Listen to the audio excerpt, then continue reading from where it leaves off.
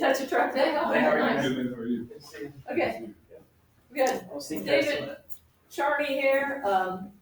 I tapped into the main man here. From his days at Urbana when he was doing all his national award-winning work there, taking the kids. I'm not gonna read it straight off the old. Oh, you don't. Oh yeah, we gotta get all the credentials in there. Parkland states it, we gotta have it. I won't go into all the degrees and stuff. He's been an automotive instructor since 2012, teaching at Urbana High School in Parkland. He joined the Ford Asset Program in 2021 and is currently the program director and instructor. He has worked in the automotive industry as a technician since 2000. After completing his technician training at Madison Area Technical College in Madison, Wisconsin, while attending MATC, David became his first auto mechanic working for Sears. He quickly transitioned into a full-time technician position at Saturn of Madison, where he spent the next 7 years. Over the next 10 years, David worked for 2 General Motors dealerships, concluding with Sullivan Park Hill in Champaign. He Maybe this one. He taught automotive technology at Urbana High School while teaching part-time in Parkland's early college career academy automotive program before coming full-time with the Ford Asset Program. He's been heavily involved with Parkland's Hot Rodders of Tomorrow engine competition, which has been recognized at the national level. David finds great enjoyment in helping learners find and develop a passion for the automotive industry. He's excited to develop his role at Parkland and continue growing as an educator. And we're very lucky to have him to present. And this is why we have this nice building that we're in. This has all the bells and whistles. We were even able to fit the semi into the garage, and it's going to make it easier for the presentation that he's going to be doing. So without any further ado, David, thank you very much. Oh, thank you. Thank you guys for coming over here. I know you've been on Parkland's campus before in the past, but I thought it'd be more appropriate to bring you over to, well, the auto side, where you guys are probably more accustomed than tractors. I don't know if you guys do driver's ed for tractors, but maybe you do. But anyway, hopefully you guys find this building accommodating, and again, I'd like to welcome all of you to our campus. So thank you, and thank you guys for asking me. I hope that I am able to provide you with some value, or at least encourage you to look a little deeper into where we're headed with this technology.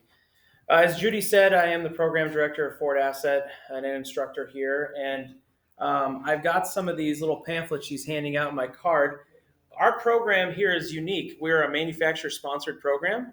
Ford Motor Company, we work directly with Ford Motor Company, and our students, at the end of their 2 years here with us, they get an associate's degree in automotive, and they also get all of their Ford certifications that you would if you were to go to Ford training.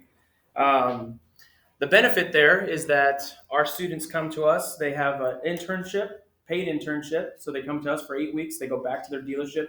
They must be employed at a dealership. They must have a sponsoring dealership, and in 2 years, they're able to work. They're able to have a career with a degree, with a piece of college, which is pretty exciting. And we have about a 300-mile radius that we recruit within. So we're always looking for new, young juniors, seniors that are interested in automotive, and you guys might be a great resource for me to tap into. We're working with these young folks every day. And if you guys haven't heard of us and you want to learn more about us, and you would like me to come to your schools, or you know somebody that, if you have an auto tech program, some of you have career programs, some of you guys have auto tech programs, it just depends. We come out, we bring Ford Motor Company with us, so it's kind of cool to see them. They get to show up that we have a manager from the sponsoring dealership, and we hire kids on the spot. So they'll hire them, or they'll at least ask for an interview to come in, and we get the ball rolling. So take a look at that, and let me know if you guys have any further questions. But I was brought in to talk about electric vehicles. I thought that we got our Mach-E here now, and that's huge for us. We got a Mach-E. We've got several electric vehicles now, hybrid vehicles and electric vehicles in our fleet. This is where technology is. And this is why we're talking about it, right? We're talking that General Motors and Ford specifically, and other manufacturers are getting on board with this as well, that in a very short period of time, they want to go zero emissions. Now, they haven't defined what zero emissions is exactly. So zero emissions, does that mean tailpipe, that there's a tailpipe still in this car? Or does it mean that there's no tailpipe on this car? And you can have zero emissions. Maybe some of you heard of hydrogen fuel cells. So there's another alternative. It doesn't have to be all electric. It could be hydrogen fuel cell. So we don't know what that means yet, but they've made a commitment to make their cars light duty anyway, not trucks. So not diesel trucks, not some of their larger pickup trucks that are still doing work, the 2500s, the larger vehicles they have in their fleet. But the cars, and you've noticed maybe that you've seen a Chevy Silverado, the E Silverado, and the Ford F-150 Lightning. So those are the two probably most common trucks that you've seen or heard about anyway. And these two companies are in competition. You see one's committed to 2035 and the other one's committed to 2030. I would imagine there's some purpose there. They want to be whoever's first to the race, right? You got to appreciate that. You got to appreciate their commitment to try and find a way to be more carbon free. But this is where you guys are. This is going to be interesting to see, and I'm going to ask for feedback as we go. But you guys are going to have to teach these folks, and I will too. But this is so unknown, and it's very important that you're going to be in cars that have, maybe some of you guys have hybrids. Do you guys have hybrids in your fleet? Do any of you have all electrics in your fleet? Oh, okay, yeah, but not at school, yeah. So anybody have all electrics or hybrids in their fleet for teaching, for instruction purpose? No, not yet, but I would imagine. ComEd up north, we're trying to get Amlin to do it around here. They're Okay. free cars. And Free cars? Wow. Well, my Fords are hybrids. They don't plug in, but they're okay. They generate some of their energy Sure. when you brake and that. So. Yep. So we'll learn about those as we go. But yeah, it's going to be interesting to see how our old and young and new people adapt to this technology. So I thought it'd be important. I don't know how many of you guys open the hood, but I imagine you guys at your level open the hood and show kids around just to get them familiarized. So this probably isn't lost on you. It looks like an engine, right? This is a petrol engine, and it's basic. There's everything that you've learned up until this point. It applies. It's got gasoline, it's got tires, it's got brakes, and it starts and runs just like a traditional car would. But then we get a little more carried away. You can see the engine components inside, or the underhood components change a little bit. You can see that with the addition of some brightly colored cabling, that signifies something's different, right? You can see that there's something different under the hood of this car, and that is the hybrid system. This is kind of the brains of the operation sitting here. It's a power inverter, so we need this. You can see that there's 3 orange wires coming off of here. They use 3-phase alternating current. That's how these motors are driven. They're not DC like we think of any car that goes down the road. It's got a direct current 12-volt battery. Well, these also have a enormous or some smaller batteries hidden elsewhere, but the drive motors are AC generators, so they are consuming 3-phase electricity. And this box right here takes that DC energy and converts it into that 3-phase. So you guys, probably the easiest way to tie this together is if you ever have an outlet in your car, or you've tried to plug in something with 2 prongs into your car, there's an inverter or a converter inside your car that's doing that for you. So this is just an enormous scale of that. That's all it is. And it costs a lot of money. Now, we're moving into the electric era, where when you look underneath the hood of the car, well, it's not a hood anymore. It's a frunk. It's a front trunk. So they call it a frunk. It's no longer a hood. But inside, you notice there's nothing here. So obviously, we've changed, right? It's significantly changed how the underhood of a car looks. And to your young drivers, this may be strange. I don't know. Maybe people young are going to adapt that very quickly and say, oh, that's just what it is, right? So I don't know. We'll see how they relate. I still get quite the reaction from the 18, 19, and 20-year-olds when we open the hood and let them look inside. They are like, where, what? I had a reporter come in from Fox News, and they were very interested in the Mach-E, so we did a piece on the Mach-E. And the gentleman that was doing the interview and doing the recording, he wanted me to rev the engine.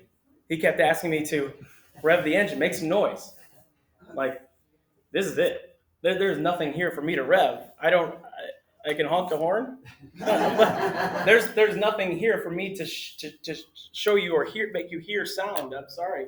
Yeah, there's nothing here. So we'll talk more about how these things work too. Again, a traditional drivetrain, we call them ICE, so internal combustion engines. We want to make sure that there's a distinction between engines and motors, so that you don't use those same terms as one. They are completely different. One's an internal combustion engine, that's an engine, right? And then the motor, those are the motors, those are the electric motors. So this is a cutaway of what you would generally see if you took the body off of a car. Front wheel drive unit, so you can see that the drive wheels are here, there's no drive shaft to the back. But you have an internal combustion engine and just a regular old fancy gearbox, auto transmission. Nothing special. You don't see any orange cabling. You don't see any high energy batteries. Nothing's fancy. Nothing's out of the norm here. This is what you typically have come accustomed to seeing. Now, if we add a transmission to this, generally what they're doing is they're taking what we all have seen a transmission look like. Well, me anyway, not maybe you. I gotta be careful who I'm talking to. But if you take a case off of a transmission, you'd get some gears. You'd get some hydraulics. There'd be hydraulics, clutch packs opening and closing and operating with hydraulic fluid. Well, we remove that. Instead, we use two drive motors. And one drive motor is generally acting as a generator. It's just generating electricity so that the battery can stay charged and maintained, and also for regen braking. The other one is a drive motor. That is the motor that's doing the work, the one that's carrying the load of the vehicle. You can put them in tandem, and they'll both commit to providing some acceleration, some power to the vehicle. But generally, we want to separate those out. Now, this is 117 horsepower, and if you look real close, it says 58 kilowatts. Everything we talk about in electric world is measured in kilowatts. So we do calculations. You can convert that. Any mathematicians out there? There's charts. There's ways to convert kilowatts into horsepower. Because if you say, well, it's got a 200 kilowatt motor, well, that doesn't mean a whole lot to me. I want to know what horsepower it's got, right? So there's ways to convert that. And these are the motors in the back, separated out. So they're quite large. They weigh quite a bit. Some of these motors can weigh between 80 and 150 pounds. So it depends on what kind of vehicle arrangement you have, but they're quite large. And back in the day when I used to take these apart and put them back together, they're so magnetized. They're actually quite dangerous to work around because the magnet inside, when you pull them apart, when you pull the rotor out of the stator is the coil of winding, and the rotor goes down in the middle, and the rotor is what does the work. The rotor is what drives the vehicle. That rotor rotates, huh? Get it? Rotor? Yeah. And then the stator, guess what? It stays. And so it doesn't rotate.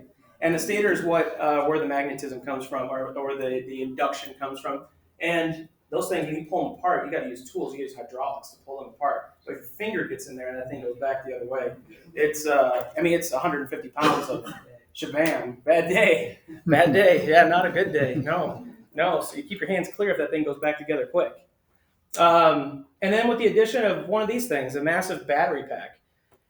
So this battery pack, they get much, much larger. This is something, just to put it in perspective for you, you're going to find this in the back of the car. In fact, I'm hoping to go on a show and tell mission with you if I don't go too far over my time. We have cars in the shop, so they're taken apart so you can see this stuff. You won't be able to see the transmission, but you'll be able to see the batteries. You'll be able to see what it looks like. Seats are out. It's all taken apart, but you can see this stuff. This is just underneath it's in the trunk. It's actually in a very inconvenient space, but that's the best place they could come up with it. And you'll see how large it is in real person when you go out in the shop. And then with the power inverter. So this is the converter. And if you notice, we have two motors here. Well, we have two hookups here. So you have three-phase inverted power, so AC, from DC to AC, and then actually back, right? So that's where our regen comes from. So we regen on AC, and then it converts it inside this module back to DC. So we're constantly doing this. It's an ebb and flow, back and forth, back and forth. Every time you accelerate, well, now we're converting DC to AC. And then when we let off the throttle, we go from AC back to DC. So inside this box, that's all being controlled. Something to note, on a safety, don't ever touch the orange wires. Don't cut them. Don't touch them. This is extremely dangerous. The car's got a bunch of fail safes to protect you, but I would strongly encourage you not to do that. Now, they've told safety personnel, firefighters, first responders, there are cut points where they can cut. And they know that, but you may not know that. The cut points are labeled on every car. It has to be. So you can find those cut points, but again, you shouldn't do that.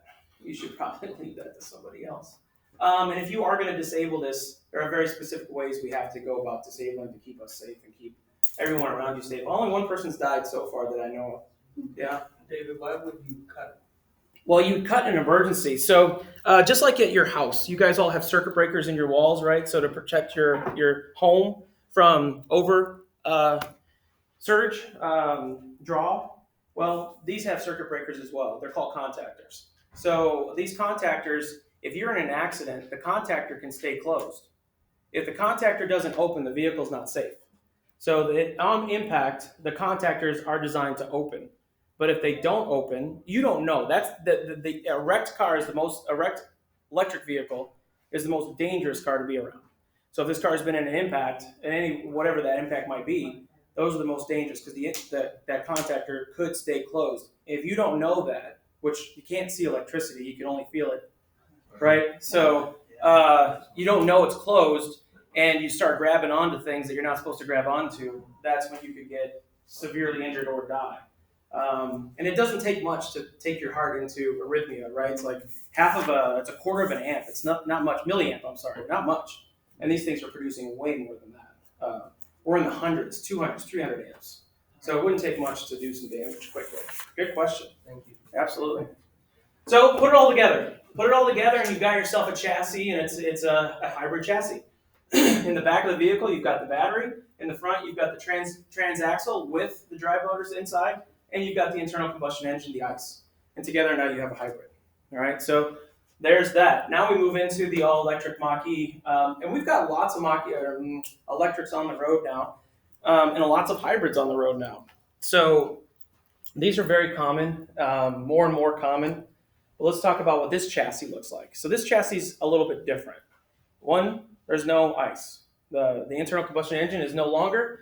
But instead, what they've done is they've made, and I think Elon Musk and Tesla's the ones that came up with this originally.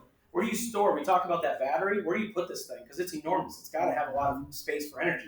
So where do you put it? Well, Elon and Tesla decided that we need to make a cassette. So it looks like a skateboard. That's probably the best way to describe it. Is it looks like a skateboard. It's a flat board with a set of wheels in the front and a set of wheels in the back. So it's a skateboard. That's what they call it, skateboard chassis. So this thing looks like this is the battery. This is part of the car. This is structural. If you remove that structure, you don't have a strong vehicle. So if it gets damaged in any way, you've now compromised the structure of the vehicle. So again, taking this out, this structure becomes weak. In fact, we have to put special tools in place to keep the body still rigid on the frame. Well, again, it's not a frame, it's a unibody, but it keeps it rigid. These are the drive motors, one in the front, one in the back. This is an all-wheel drive unit, and how you get all-wheel drive is really determined on how many motors you have.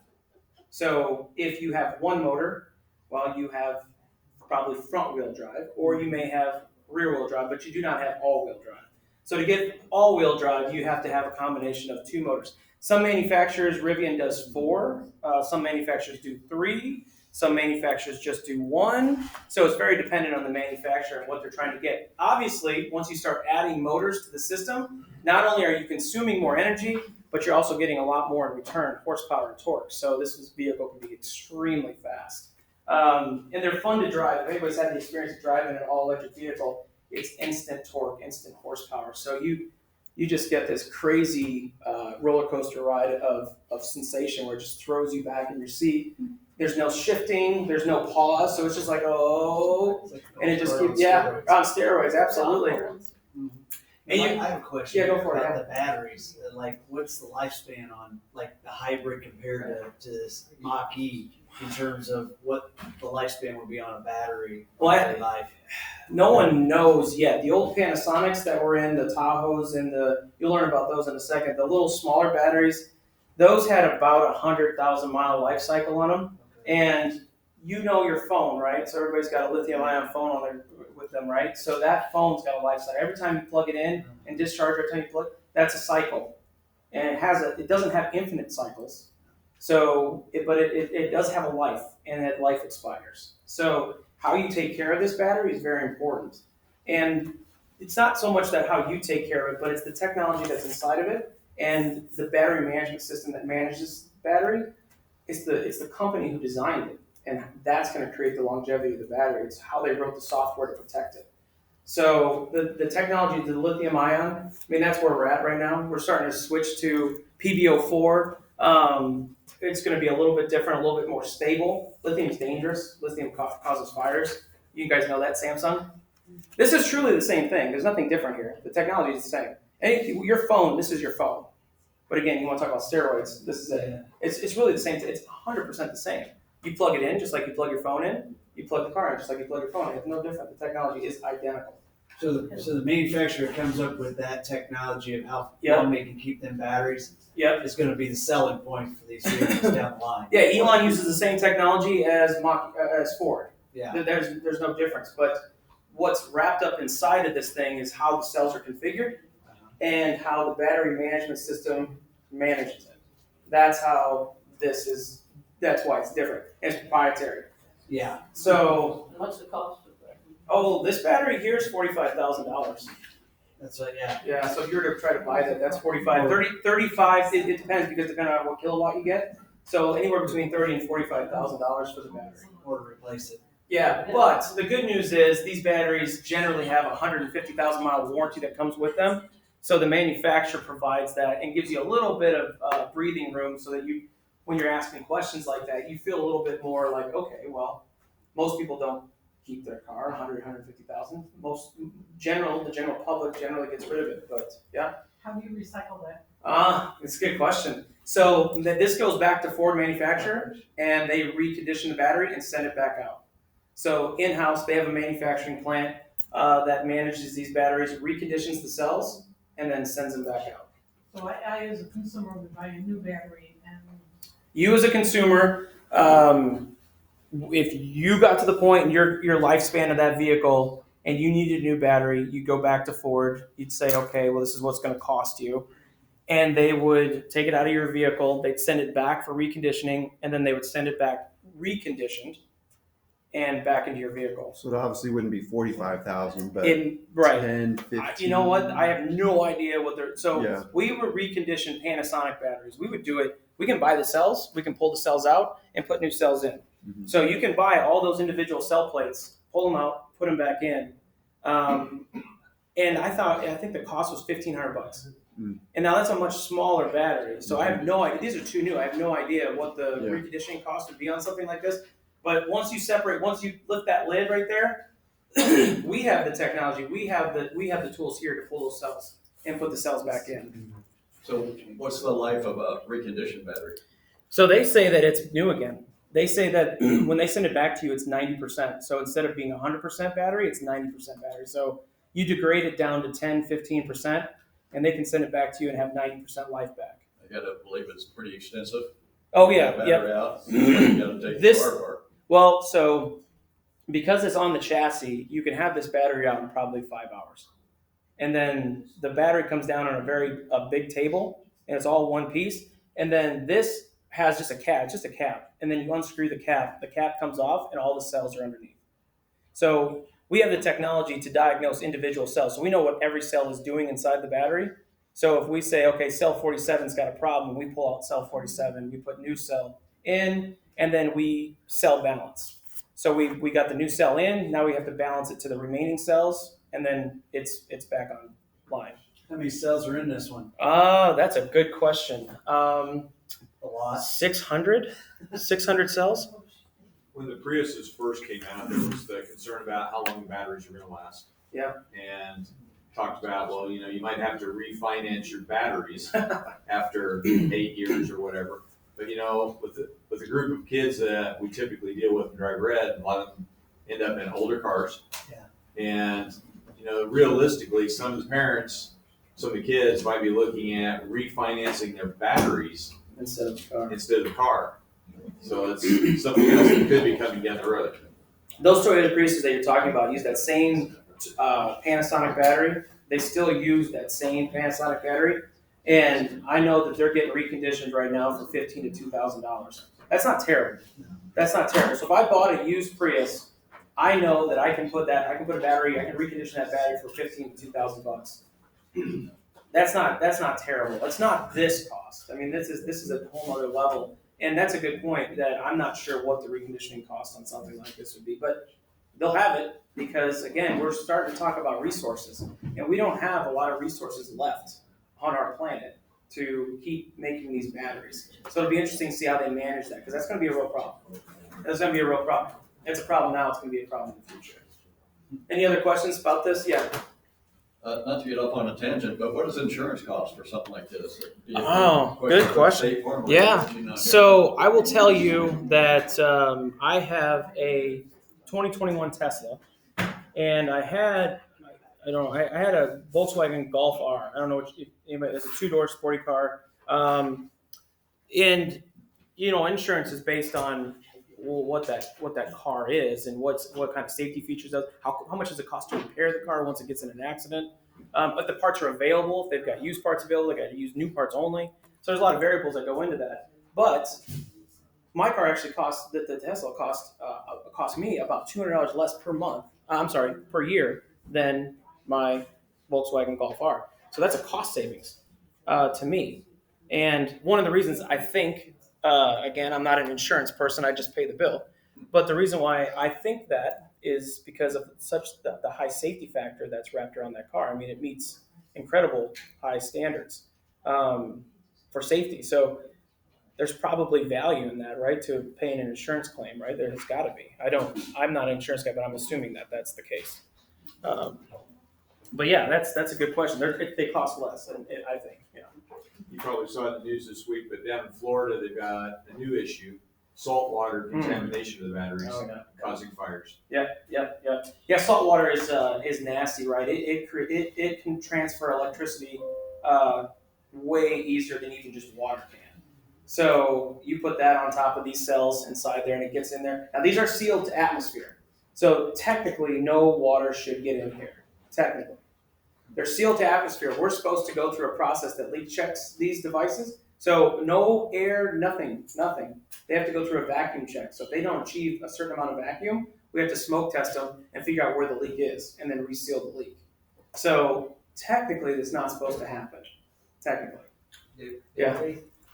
I agree with him. I heard the same thing. They said they were exploding. I believe it. Once you cross terminals inside of here, you're going to have bad things. Bad things. Extremely dangerous. Exploding. Absolutely. So when you batteries are nasty. So I don't know how many of you guys taken a car battery, 12-volt car battery out of a car. I mean, you guys done that? Some of you guys done that? Great. So how many of you accidentally took the wrench and touched a piece of metal while you were taking the battery out? You done that? You sparks, arcs, shiny stuff? Yeah? Well, that's what's going on inside this battery, but only at an extreme rate. And it's trying to weld. It's going to do whatever it can. And you imagine, see the capacity. The capacity, that's enormous, right? So you're thinking a little 12-volt battery in a car, right? You're going to run that thing out of capacity pretty quick. So even if you just held that wrench there and it just kept sparking and arcing, but this thing is going to just keep going until it completely depletes itself or catches itself on fire. So yeah, they're very dangerous. They're not stable. They don't like to be too hot. They don't like to be too cold. They're very fickle. So if things get out of parameter and you dump a bunch of salt water in them, I can only imagine what the end result's going to be. So yeah, stay away. I don't buy anything from Florida right now. Did you have a question, or was that? I have so many questions. Oh my Lord. Keep going. Keep going. All right. So we're going to talk about the differences in full hybrid, mild hybrid, and plug-in. So hybrids, we call them FEVs. These are just a full hybrid electric vehicle. You think that, wow, that'd be a lot. No, it's very little. It's a very basic car. It's your car, in fact. There's not a whole lot here. It has a small electric motor inside of it that can propel the vehicle up to 25 miles per hour before the ICE or internal combustion engine takes over. So that is a very small motor, nothing too exciting, but it does assist. It does have some value. It has a very small battery pack, generally in the trunk. And again, we try to think of like the Toyota Prius. That's probably the most common car you know about that has this style. The Chevy Tahoe hybrid, we also use this same style or have in the past. It only produces about 200 to 300 volts, which sounds like a lot. However, the battery is small. It's smaller than this table. It's probably about shoulder width wide and probably about that tall. It's not a very big battery. So you got to think of this in terms of capacity. Even though it's got the voltage, it doesn't have the capacity. So it can't give the range. It can't give the power. So it's a very, even though that sounds impressive, it's not. I mean, that's not the impressive part. It uses an internal combustion engine or a combination of both the ICE and the electric motor to get that full benefit of hybrid power. So this was new technology, 2008, 2005, somewhere in there, and it was huge. It really did. For the Tahoe, it made it from a 18 mile per gallon interstate car to a 21 on the interstate, and instead of I think a 13 or 14 in city, it made it a 21 in city. So that was change, right? So people were really pretty excited about that, and Prius was huge, right? Everybody wanted a Prius when those things came out because of their fuel economy. They're touting 100 miles per gallon. I mean, that's at one point, so that's pretty cool. Now we go into a mild hybrid. A mild hybrid is electric only range. It's not capable of electric only propulsion. It's just e-assist, another small motor. It has a 48 volt battery, very small, very small. This thing is, again, it's probably about this long and probably about that tall. It's very compact. Back to the full hybrid, if the battery goes out and you still does the car still run? Nope, it's a paperweight. So when the battery fails, it'll set a code depending on the type of failure. If it fails and the car thinks it's unsafe to continue to provide energy from either the battery or the electric motor, it says no. And when it says no, it'll gently ask you to pull over to the side of the road, and it's a paperweight. So now you got to get it towed and figure out what's going on. So those are pretty severe codes. Now, if it's general gasoline or internal combustion engine code, the car will still run. But they take electricity very seriously. So the minute that something is running hotter, it's consuming more than it's supposed to, those are red flags, and then shuts the vehicle off. Gently. It's never allowed to just stop. You can't just stop on the interstate and be a paperweight.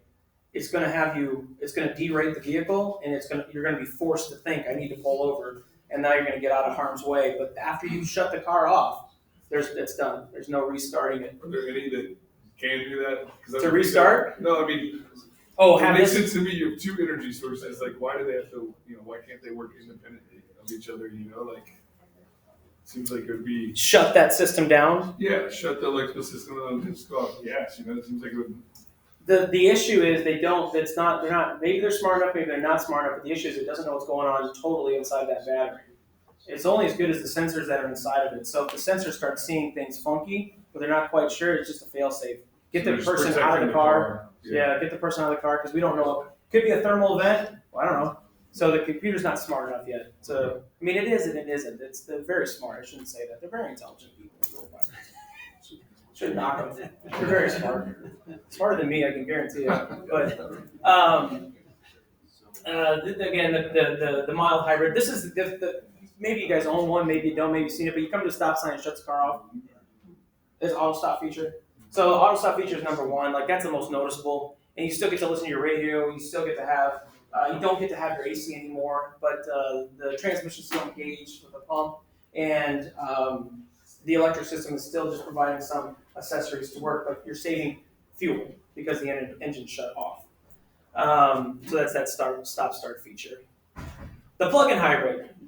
lots of cars on the road right now in a plug-in variety. The Ford Fusion hybrid and the Toyota, those are just two, but we have the Volt, we have lots of, the Volkswagen's got some. I mean, I think every manufacturer at this point has some type of plug-in hybrid. BMW, you just name them. They've got some type of plug-in option. And this is different. Go ahead. We just got a Chrysler Pacifica last spring. Plug-in. Yep. Yeah, and you are charging a 300 to 400 volt battery hiding somewhere in that vehicle. It's large. This is a large battery, and it's going to be hiding somewhere, hopefully, where you can still put luggage in the back. Ford screwed that up. You can't put luggage in the trunk, so it's kind of a waste of space. But this battery is generally 300, 400 volts, and it has an electric drive motor or two in the transmission. And these electric drive motors are more than capable of propelling this vehicle on electric only for 20 to 40 miles. Again, the difference here than a full electric vehicle is capacity. The battery is still too small. So if you change the whole thing out and put a bigger battery in, would be more than capable of propelling that car. But it's capacity. That's what it comes down to. You must recharge this battery to keep it going. If you don't recharge, you're okay. No worries. This is that range anxiety we can get rid of real easily. You can still go to the gas station, put gas in your car, and it's going to go. You'll never have to worry about it running out of charge and then leaving you stranded. You can just keep going. It'll just keep running on internal combustion.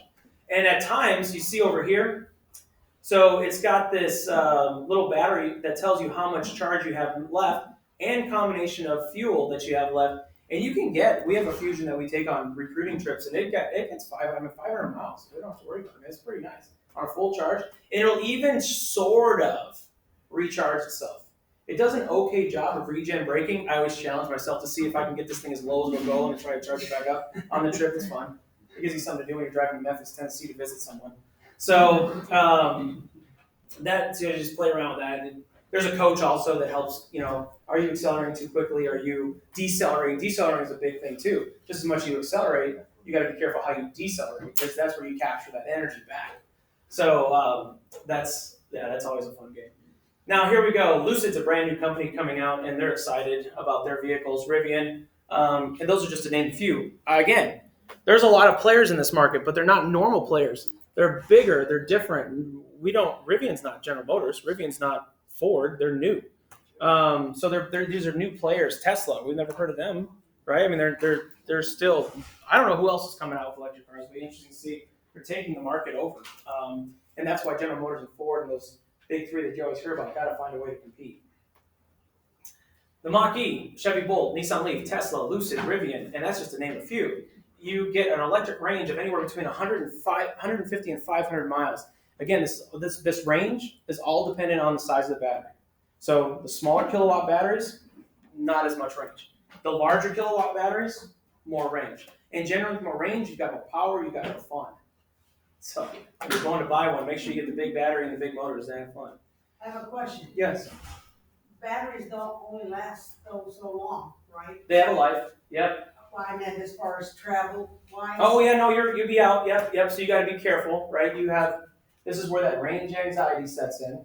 So as you're creeping up on that 500 mile mark and you still haven't figured out where to plug it in, you're going to be in trouble. So what's going to happen if we have electric cars and people want to travel from Chicago to Florida in a day? So I'm going to get to that. There's an entire infrastructure to support you, so you don't feel like that. Okay.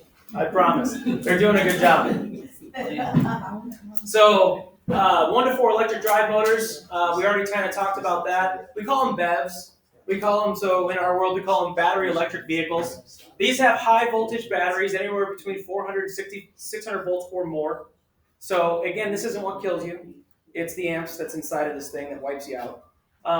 You've all been tickled by light sockets. You've all been tickled. I can give you a spark plug and hold in your hand, and it just tickles. It's 40,000 volts. So you don't die. You don't die. So the volts aren't what's the problem. It's the amps inside that thing that's going to wreck your world. BEVs must be regularly charged. No charge means no go. So there's no gas backup. You got to be thinking ahead when you're driving one. Range is very much dependent on weather and temperature. So this is batteries, I told you how they like to operate. They don't like to be too cold. They don't like to be too hot. In fact, these batteries use chillers to keep them cool. So they use air conditioning systems, so chillers. There's chiller plates on the battery to keep them cold. And then they use, if anybody's been in a hot tub, there's an electric element that warms that water. There's an electric element on this vehicle that warms your occupant compartment as well as maintains proper battery temperature. So when it's cold outside, it keeps it warm. And between those two things, we can get it real close to being happy, but there are times when it's not happy. And there's environments in our world that these cars are just not going to work in. You know, you're talking about Antarctica, that probably wouldn't be a good spot for this. So there's Canada, though. That's much closer to us. There's Alaska. That's much closer to us. These environments are still harsh in the winter and could be a factor in them being able to own one of these vehicles reliably. Batteries are like people, again, not too hot, not too cold. Much like petroleum-powered vehicles, added load. So you can tow with these vehicles. You can pull. Some of them pull 14,000 pounds. But you can imagine that your range is going to go down, and you have to account for that. So if you're going to pull a trailer, you need to be aware that you're losing, just like fuel economy. You're going to pull a big trailer, you're going to lose fuel economy. Well, you just got to think about this differently. Make sure you're finding a place to charge. But you can do it. You can do it. Anywhere between 10 and 15,000 pounds for some of these vehicles, so they can tow. And again, they do have coaching systems, just like the hybrids. They have coaching systems built in to help you along and again promote good driving habits. But what if we need to charge along the way, right? So this is where we try to help reduce the range anxiety. There's several different types of charging that we're aware of: level 1, 2, and 3. So we're going to talk about those 3 levels of charging. Level 1. This is just something where you can plug into your house. You may recognize that plug. It's just any one of these outlets. You can plug it into any one of these outlets. And it really is just a glorified extension cord. Plug it in, it'll charge your car. However, it is a very slow, again, we talk about kilowatts. So when you just think this, if you see a lot of kilowatts, think lots of power. If you see little kilowatts, not so fast, not so much power. So this is not fast. This is going to charge your car anywhere between, depending on the capacity of the battery, because that matters, how big this battery is, it's going to charge your battery anywhere between 8 and 24, 32 hours, depending on the capacity of the battery. So not a great solution if you're owning this vehicle and trying to drive it every day. If you want, you can jump up to level 2, and this significantly reduces the amount of time it takes to charge. But if you notice, that outlet doesn't look like the last one. So now you have to have a dedicated 240 volt circuit put in your house. Yep, that's exactly right. Yeah, exactly. And you have to, ideally you'd want this installed by a professional, unless you guys think you're professionals, you can do it yourself. You just put this in your house. Now this is a 240 volt up to 40 amp outlet, and this provides about 6 to 8 kilowatts. So still not huge, but it'll cut the time in half. So if it's an 8-hour charge, generally it's a 4-hour charge. So now you can do it overnight, no problem, get a full charge. And if it's a much larger capacity vehicle, you can get that into a much more reasonable time frame, 12 hours instead of 32 hours. I mean, so there's a difference here, 24 hours. So it cuts it about in half. And this is what we're after right here. It equates to about 20 to 60 miles. So you're doing that conversion, you're trying to understand the kilowatts to mileage. So when you see 6 to 8 kilowatts, you're thinking about 20 to 60 miles per hour. Now, a lot of you guys have seen the Tesla supercharger in mall parking lots, Meijer parking lots, and this is a level 3 charger. This is a DC fast charger. One of the major reasons why we're able to put electric cars on the road and make it an efficient network is because of this style of charging. Tesla's not the only manufacturer that runs level 3 chargers. I'll show you a couple other manufacturers too, but the way that this works, you can't get this at home, by the way. This is not something you can buy at home. This is only commercial. So it operates on 480 volts, and it'll charge your car depending on the charger that you go to. The network does matter. So if you're on a slow network, you're only going to get 48, but look at the number there. That's incredible, right? You saw 6 to 8 for a 240, you've jumped to 300. So you can do 400 miles in 1 hour. That's incredible. So that's why we're able to keep these cars going down and not being a major inconvenience in a person's daily life for being able to drive long distances. What are the logistics involved with that? Like 6 people want to use the same charger, how's that happen? There's actually How people much pay does for it that. cost to charge? Depends on what you have to test at the beginning. Yep. So to answer your question, these chargers are in banks of 8 generally, or banks of 12, and there's a massive. So how they work? Let's see. How they work is back behind it. You may notice a big box. A big box. They try to hide it with bushes and stuff. It's a bank of batteries. A bank of batteries that you know about. 12-volt batteries. Okay. So there's a bank of batteries back there, and they all tie together, and they're all DC batteries. So when you get these cars all in a row, let's say all 8 show up at once, you're down to this. You're down to this crazy number or less. And they tell you, if you're a car owner, if you're an electric car owner, there's etiquette. There's etiquette. You don't park next to somebody because they are ran in. So this one and this one are tied together, but the middle one is not. So every other is tied to the same bank of batteries that's behind that wall. So you don't be that guy and park next to it because you're going to kill it. You're going to split it now. So if it's 300, each of you are getting 150. So that's where people get kind of antsy and angry. So if I'm a Ford hybrid person, can I plug into one of those? I don't know logistical because it's probably all prior to Yeah. So I'm going to show you that in a second too. I'm going to show you that in a second. You got to think about that. This lady right here in the back. And, question two, so are they all fast charging, not all? Not all. Just certain? So when you see a level 1 DC fast charger, I'm going to show you how you recognize that in a second. But DC fast chargers again are Tesla's proprietary. Yeah. But there are other manufacturers out there that are providing the same DC fast charging technology. But you're exactly right. If you pull in, you're going to bring down that system. So And the follow-up is, how do you pay for that? It's an app on your phone, and the car knows when you pull backed in and you've connected. It knows exactly what charger you plugged into, and your credit card is tied to your car. So now it's going to charge. There's no attendant to go. No. Now some of them do. This one doesn't, but some of them do have a spot for a credit card. Electrify America, their 240-volt chargers do that. You have to put a credit card in. Most of them, it's an app. It's an app that when you pull up, it recognizes the car. It recognizes that you're at one of their chargers, and then it charges your credit card. At some point, stations have to start popping up, right? Oh, they're everywhere. Gas stations. They're everywhere. I'll show you this in a second. It's crazy. It's absolutely nuts. So I have a question beside that then. When you're plugged in, then is your car susceptible to be taken then at that point, or? no, if you were to get out of your car and leave, it's locked. And nobody can unplug your charger. Nobody can steal your charger while you're charging. It's locked to your car. Okay. So, if you're that person, Keep it on too long. Yeah, if you put it on, if you decide to go into the mall and you shop, this is how they get you too. They're called idle fees.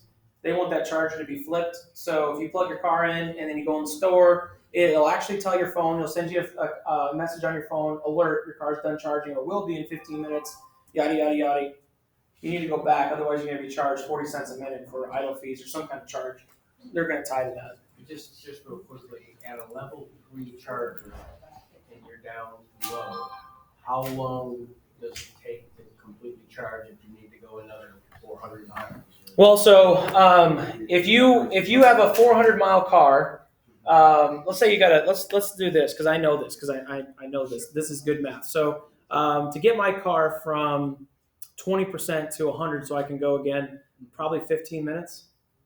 So if you find a DC fast charger that's putting out 250 to 300 kilowatts, it's by the time I go inside, Meijer, let's just say it's Meijer, go inside and get something, like you would a convenience store and come back, I'm ready to rock. Now, if I just needed a quick 100 or a quick 50, you're talking minutes. You're talking 5 minutes, 10 minutes. I mean, it's not very long. But Dave, you're saying if there are cars parked next to you, it takes a little longer. So like the Casey's of the world, there's one out on University Avenue. Yep. And it gets a lot of highway traffic.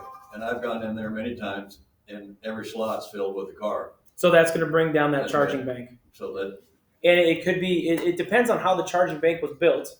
Because some of them, again, the network is different. The network, some of them only operate at 48. So if you think about a 48, if that's your bank, well, that's going to be bad. But if you're operating at 300 and it all draws down to 2 or 250 or whatever it might be, that's still fast. You're still going to get the job done. You're still going to knock it out of the ballpark. But when you're down here, you try to avoid. So if you're routing you try to avoid chargers like this. So you try to find chargers like that. The newer they are, probably the higher they are, right? And the larger the Like the battery bank behind it. Yeah. Remember, somebody had to pay to put this charger in. So the more batteries, the more expense, right? So it depends on what there is. In the beginning, Teslas also, they'll give you free charging. They don't anymore. Well, if you were one of the original 2015 owners, you may have that option. Yeah. Not now, they're giving it to you. And where I'm at in Gilman, we actually have one of those at BP there. Yeah. And a lot of times I'll see when we drive by, do behind the wheel after the B234 lined up, and like you said, every other. Yeah. And a lot of the people go in there and then they just go in and have lunch. Yeah. Just go in and have breakfast, lunch, charging, and go in and eat lunch. And we're going to talk about that. You make an excellent point. They're at the BP stations. They're at the Casey stations. They're at the Phillips 66 stations. These people wised up and said, wait a second, I'm losing business. If people aren't filling up their car at my gas station, because they don't make money on the gas. They make money on selling candy bars and the Polar Pops. So that's where they make the money. They need the people to come in. So they got to put something. This is brilliant, right? Put a fast charger in my parking lot, get people to come in. I think it's brilliant. Any other questions before I move on? I'm going to show you the types of charging. So this is how you recognize what you're after. So this is your general type 1 connector that you can just plug into the wall outlet. You can get 240 out of this style. You can get 120 out of this style. So this is, again, what would go here or at any 120 or 240 volts charging station, whether it be public or private. This is what you're looking for. This is these SAE numbers, Society of Automotive Engineers. This is a standard. So if you see this J number, that's a standard. Tesla thought they'd be funny and make their own. This is not universal. You notice they're very different. There's no J number either. So this is something that's proprietary and only Tesla has. And Tesla was also smart enough to come up with a J adapter. So Tesla owners can charge anywhere else, any other electric vehicle charges. However, electric vehicles, any other vehicle other than Tesla cannot charge on their chargers. Well, that's crap. But they're talking with Tesla about creating ways to incorporate, be more inclusive. Yeah. So we'll see how that goes. And then more money, so I can't believe they don't. Oh, and it's all about capital, right? Yeah. I mean, they'll make more money off of what cars can charge for. And the other one that you guys are going to see, this is new, but this is most all electric vehicles that you're going to buy today come with this style of charger, a CCS Combo 1. And the unique thing about this, it incorporates the Type 1, which is here, and it incorporates the 2 prongs that you see. You don't see 2 prongs in these. See, but you see 2 prongs here, you see 2 prongs here, and 2 prongs here. This is the DC fast charging. This is how you know that your car is capable of DC fast charging. If you see these 2 prongs in the connector, not these, because this is operating just on 240 volts or 120, not the 300 volt systems or 400 volt systems, but the CCS Combo 1. Most electric cars have this now. So just to recap, all the different things you see here, 120, 240, 480, again, what they're capable of, residential or public, and then just commercial, just residential generally. Although it's funny, I was traveling, I was up in Wisconsin, a quick trip. I pull in, and it said electric vehicle. You got the little signs that say electric vehicle only, right? So I pull in, I'm like, it literally was an outlet. It literally was an outlet on a pole. And I'm like, you gotta be kidding me. But maybe they're, obviously maybe the community's got something that says if you put an electric vehicle, do some money, I don't know. What does a fill up with an electric vehicle cost? So here you go. This is that map that I wanted to show you so that you didn't have that range anxiety. This is how many chargers there are across the United States by Electrify America and Tesla. Tesla's got more. Electrify America is still working on it. But you can drive coast to coast. In fact, they've got a Tesla on the road right now driving back and forth across America every day on 80. And they're testing out the infrastructure, and they're testing out how long that battery, whoever asked that question, how long it's going to live. It hasn't died yet. But this infrastructure is what you're looking for. And as you drive your vehicle, They are going to charge you. They are going to charge you money based on the kilowatt hour that you use. Now, I got this Facebook. You know, you read Facebook, you just want to reach to the screen sometimes. But this person on Facebook says it's unbelievable. Everybody wants you to think that, you know, it doesn't cost anything to charge. He says it's going to cost like 60 to 80 or $150. It was some ridiculous amount of money to charge a Tesla because it says 28 cents per minute. Well, if you got to do 8 hours, because he was basing it on 8 hours, well, what's 28 cents times 8 hours? Well, that's a lot. That's way more than a fuel up at the gas station, isn't it? But how fast did this take you? If it's a 300, if it's a 180 or 300 kilowatt, how long did it take you to do a full charge? 30 minutes, maybe. Yeah. So if you did 60 minutes times 0.28, I mean, we're not talking a lot of money here. So to debunk that, it doesn't take you hours to charge. It takes you about an hour or less, depending on what you need and how big your battery is. So there you go. That is, in my opinion, it costs me anywhere between $8 and $14 to fill up. That's way less than what I can fill up my wife's Honda Pilot for.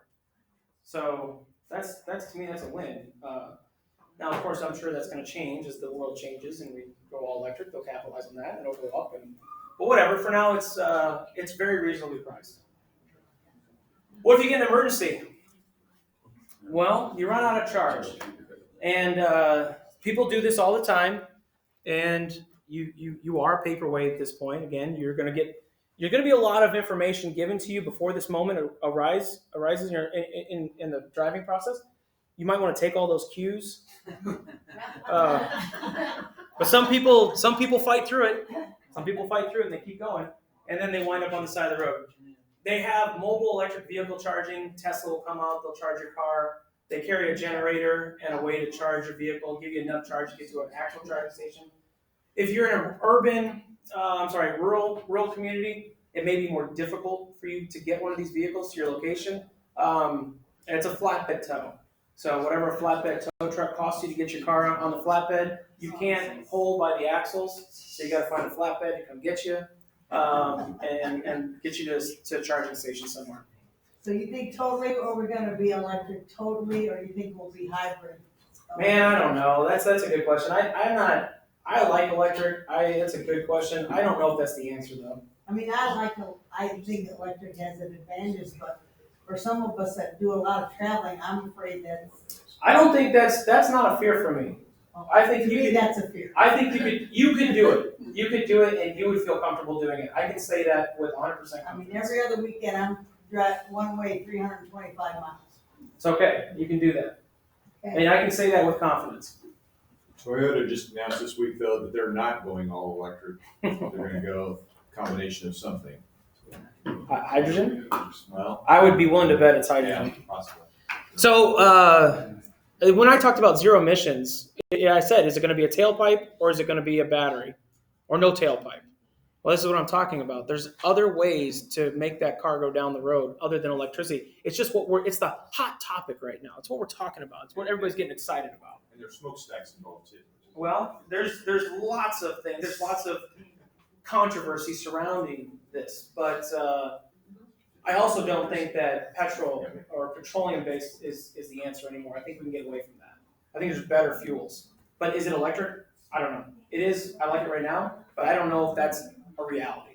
I don't know if it could be a long-term reality. So I'm not sold on that. So if you want to debate that, we can, but I'm not sold. I'm not sold that this is the answer. But you are going to have to maintain these vehicles, whether it be a hybrid or electric. But let's talk about what's involved with these vehicles. Guess what? If it's a hybrid, it still has that internal combustion engine. You do everything. You do everything that you normally would do to your vehicle that you would have with just a gas-powered engine. So rotates, oil changes, air filters, coolant flushes, all that stuff. Still same. Do the schedule, do the maintenance schedule. Everything remains the same. The electric drive motors and the transmission do not require any special attention. Just do the regular maintenance that you would for your transmission fluid, and your drive motors will be fine. There's nothing that really goes wrong with these things, which is the great news. Now, for the BEVs, this is where the industry is going to be, in my industry, my world, the automotive world, where we rely heavily on maintenance. We rely heavily on upselling filters, wipers, brake pads, exhaust systems, flushes, injector flushes, coolant flushes. None of this is here. None of this is here. This car doesn't have any regular maintenance other than rotating your tires. That's about it. The braking system, I have no idea when the brake pads are going to have to be replaced because you're not using them. My car doesn't use brake pads. The Mach-E doesn't use brake pads. They're there. They're on the vehicle for safety, but they don't close. They don't open and close. I mean, this will blow your mind. There's no mechanical connection between you and your brakes anymore. Yeah. So it's a computer. The computer's doing it for you. It's all simulated. You guys have the brake pedal still in the car. It's there, but it's fake. There's an active brake booster behind it that's running that. And it's you pushing on the brake pedal, telling the computer how much pressure you're applying and at what rate you're applying it. And then it reacts and applies the hydraulics if it needs to. So technically, I can just let my foot up the accelerator. And then the regen takes over. And it's not, if you can time it out to know how much time you needed, you could do it without even pushing the brake. Yeah, we have one pedal driving now. So you don't. One pedal driving means that you no longer touch the brake pedal if you choose that option. You don't have to touch the brake pedal. You just use the accelerator and throttle it however you'd like to. Stop, go, slow down, speed up, whatever. But there's no interaction. It's fake. It's all simulated. It's kind of funny. Everybody's like, there's nothing there. Now it still has a hydraulic brake master cylinder and hydraulic lines and calipers, just like a traditional car would, because that's the backup. That's the fail-safe, right? So it still has all that stuff. We just don't apply it the same way that we have in the past. So basically then as teaching goes, you won't have to worry about them having 2 feet using 2 pedals. Well, so that, those are, I don't know, you guys gotta cut me off. No. Well, maybe not. That's good. Yeah. So, we'll let you know. But yeah, that's where I'm always interested in knowing how you guys are gonna react to this because, you cover the brake pedal, right? I'm sure that's something you tell your students. Cover the brake, or what do you, cover the throttle? I don't know what you're gonna say. I don't know. But if you ever get yourself in a situation where that car is a 1-pedal car, I don't know what you say. So it's gonna be interesting. It's gonna be different.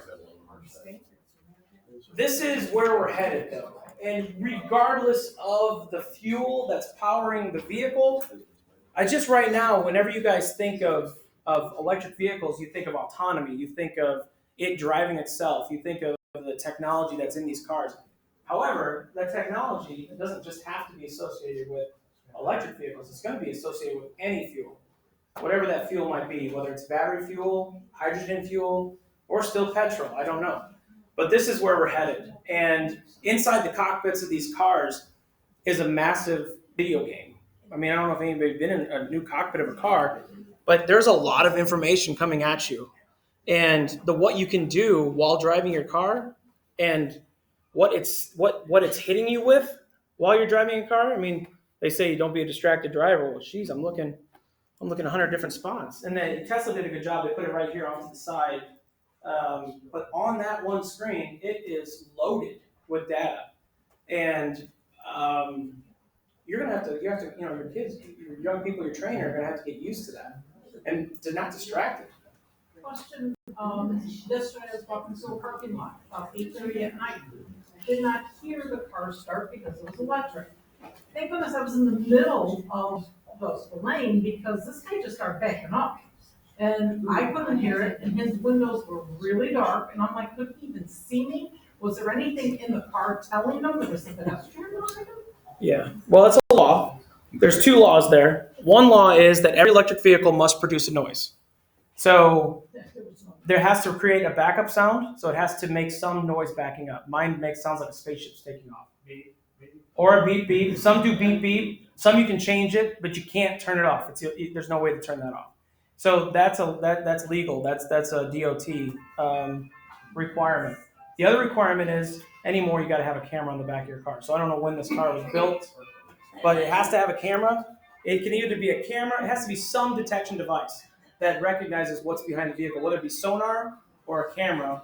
It's got to know the difference between the two. People who are blind trying to walk.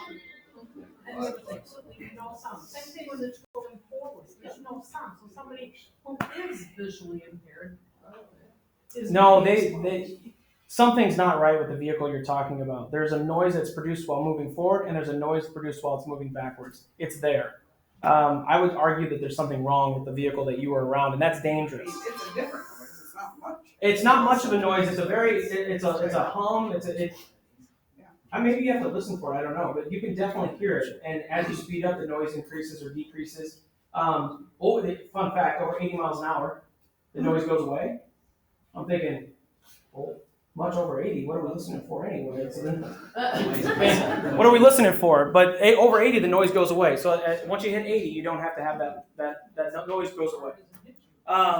They also have pedestrian horns. So there's a button on the stock that you push, and it beeps at the pedestrians in case, because again, they're quiet. And they may not know, especially if you're hearing impaired, visually impaired, you may have to hear it. Either way, right? But this is where we're going. And by far, probably the safest world we've lived in as far as inside of a car, in my opinion. So we've got all these different driver assist systems. Most cars now have some type of driver assist built into them. Autopilot is Tesla. These all have, by the way, manufacturer-specific names. So Tesla calls it autopilot, which is misleading. It's not truly autopilot. It's not truly self-driving. So we'll get into that in a second. General Motors calls it Super Cruise. Ford calls it Copilot 360, and Rivian calls it Driver Plus. Other manufacturers may call it something different, but these are the ones that I can relate to. But each of these manufacturers offers some kind of the following: lane keep assist. If you come out of your lane, it'll correct. It'll take the steering wheel, if your hands are on or not, and it'll correct and put you back in your lane. Adaptive cruise control gaps your car, it speed up, slow down. These might be features you're aware of or felt. Self-driving. Now this is a new level, but the car will drive itself to some extent. We got to talk about that because it can be kind of, misleading, controversial. Evasive steering assist. So deer runs out in front of your car. It will take over and it will steer away and brake at the same time. And then parking assist. You can parallel park. That's fun, right? You guys have them push the button on the car to parallel park the car for you? That's hilarious. So the kids don't have to learn, right? Just push the button and then it pulls into the stall. You even pull you in the stall and back you out of the stall. You don't have to do any of that, and it'll put it right between the lines. So the evasive steering assist, is that up to a certain speed, or is that any speed? Any speed, and then braking. So it's a brake and assist. So let's take a look at how these systems work. ADAS works by using cameras located outside and inside the car. This is my voiceover that I did for somebody else. Radar. I'm not sure how to turn that off. Let me go back. Is it doing it? Maybe it stopped. Here, let me delete this real quick because that's not supposed to be on there. Sorry. Okay, so they use cameras, GPS, sonar, radar, LiDAR, and cellular data to make this work. So all these systems are operating inside this vehicle, and it literally can see everything around it. LiDAR takes a laser, and it spits a laser beam out, and it swings 360 degrees, and it maps. So it just maps their surrounding, and then tells the car where it is in real time. Sonar, if you listen real closely, you guys all see the little bumps in the bumpers or in the back bumpers. You see the little bumps, the little round things. Those are all sonar. If you listen real quickly, they're emitting sound. And that's to detect things around them. That's lane. So you see the little blinker on the mirrors go on. Somebody's next to you. That's what that's for. So it's sensing how close that car is based on sonar. And then the light comes on and tells you somebody's next to you. So blind spot awareness. Radar, cruise control, how fast you're going, and adaption. GPS, that's just knowing where it is in real time. And then the cameras to see some combination of all of these or some combination of just one of these is how these cars function.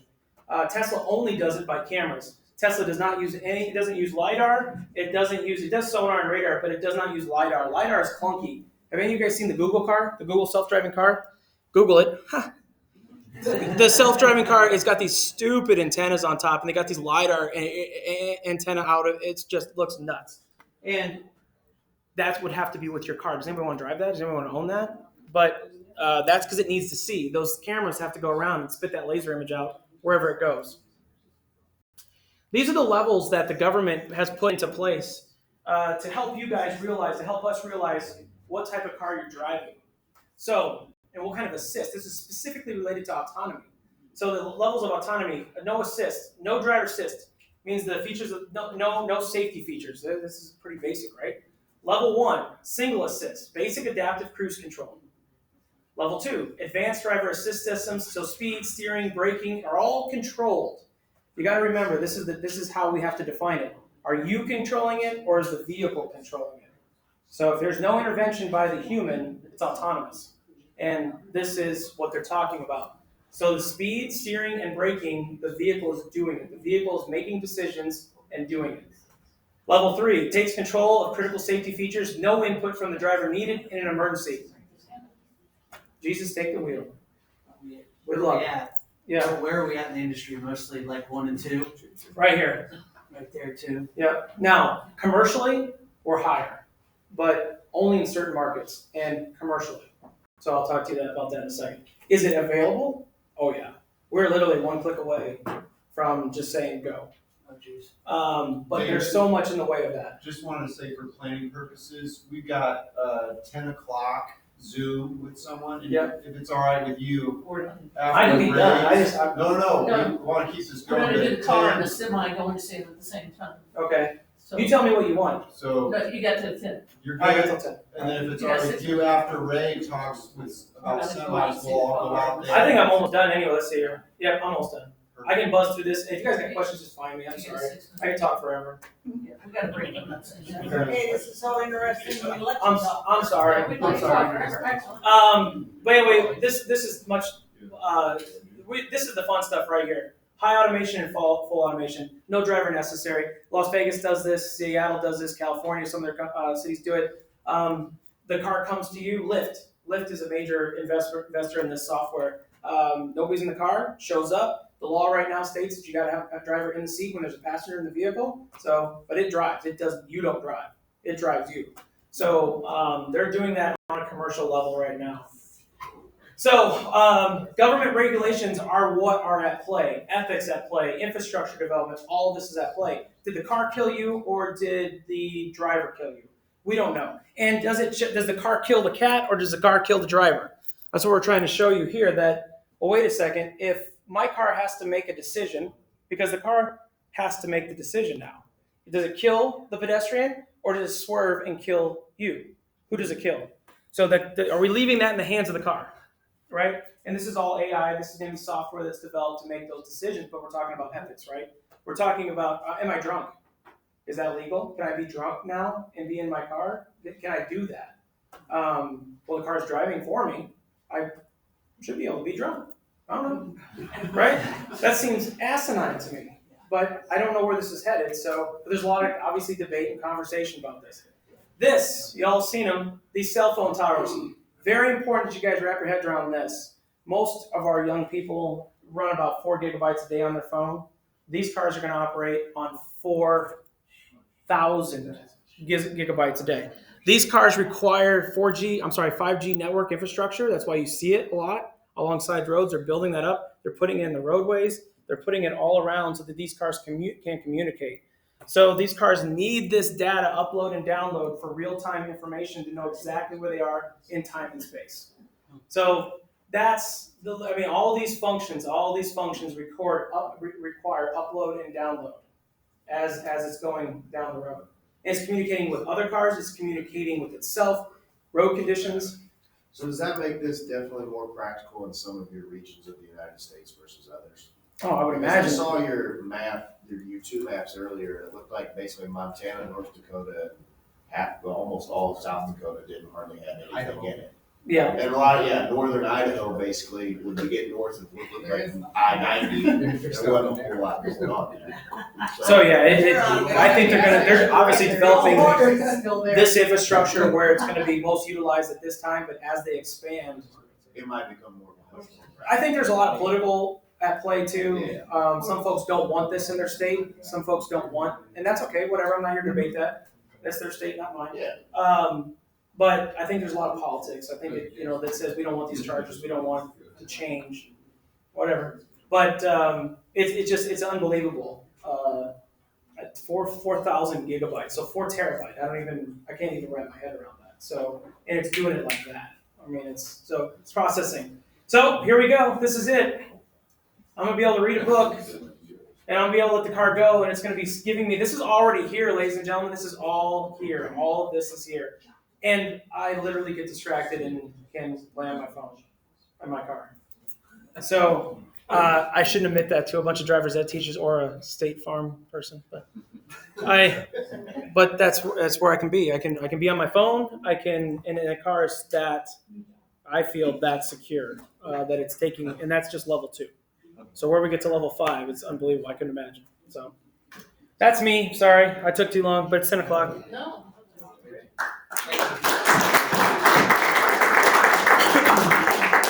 I encourage you guys to go out in the shop when you get a chance. We've got the cars out there that you can look at and you can play with.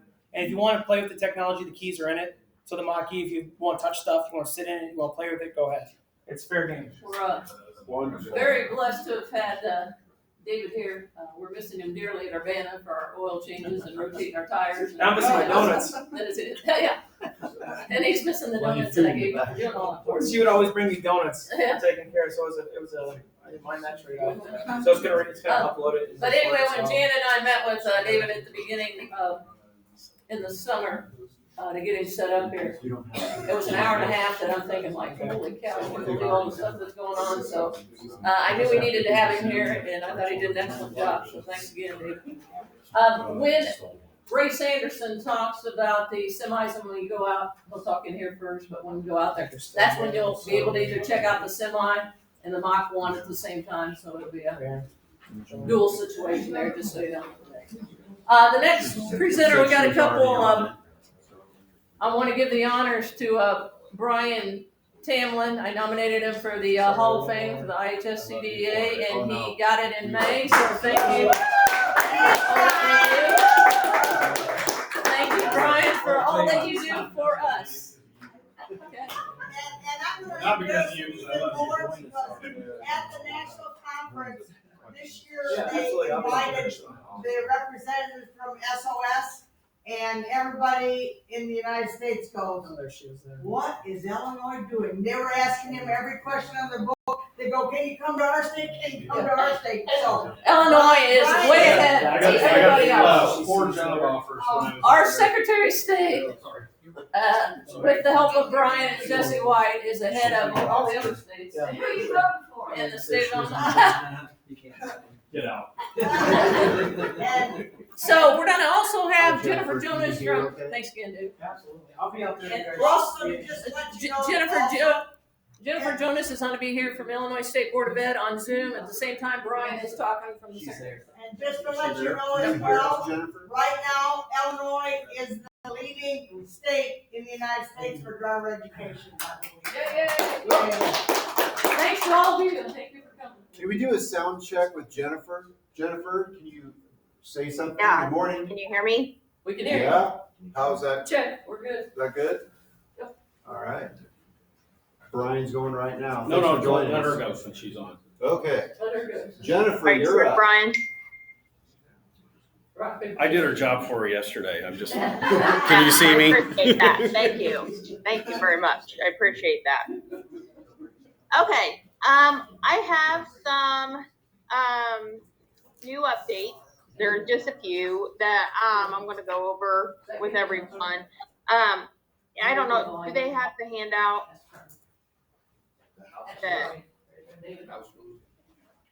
Anyway, I don't know if they have the do they have the handout that I had? Yes, they have handouts. Okay.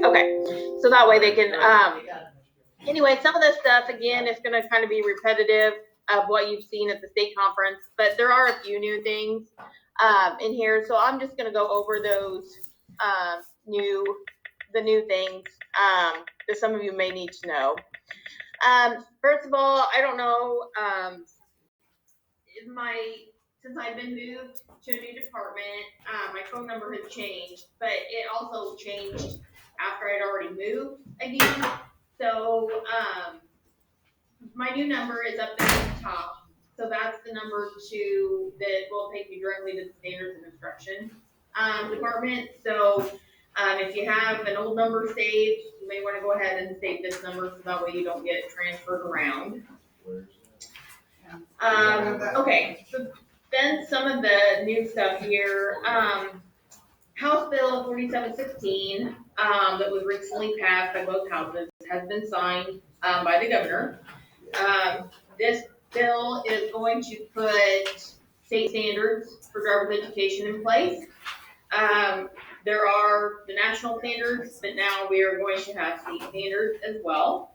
The standards committee group was recently approved by Dr. Ayala.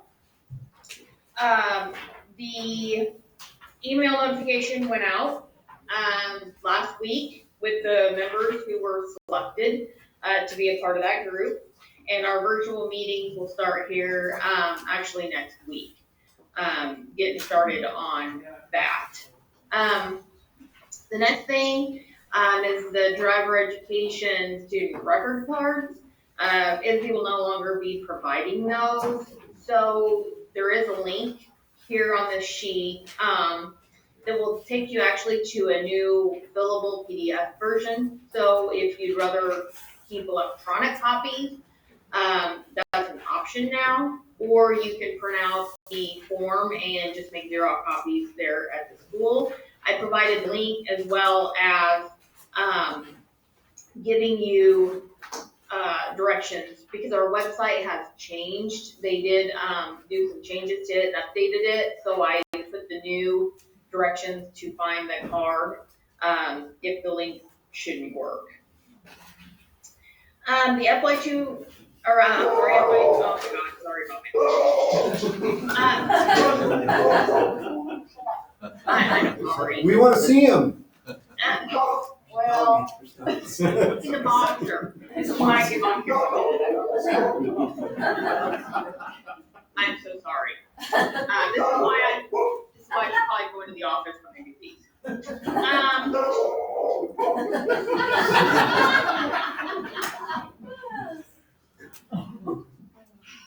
Sorry, I'm sorry. Anyway, okay. So the FY22 reimbursement file has been closed out for the reimbursement payable in FY23. Just remember throughout the year to make sure that grades that are being entered into ISB are being submitted to ISB. There are 94 schools who had grades entered but not submitted. Unfortunately, I didn't have time to reach out to all of those. But what it means is they put a fail or pass in, but never hit the submit to ISB button. And so therefore they missed out on the reimbursement for those students.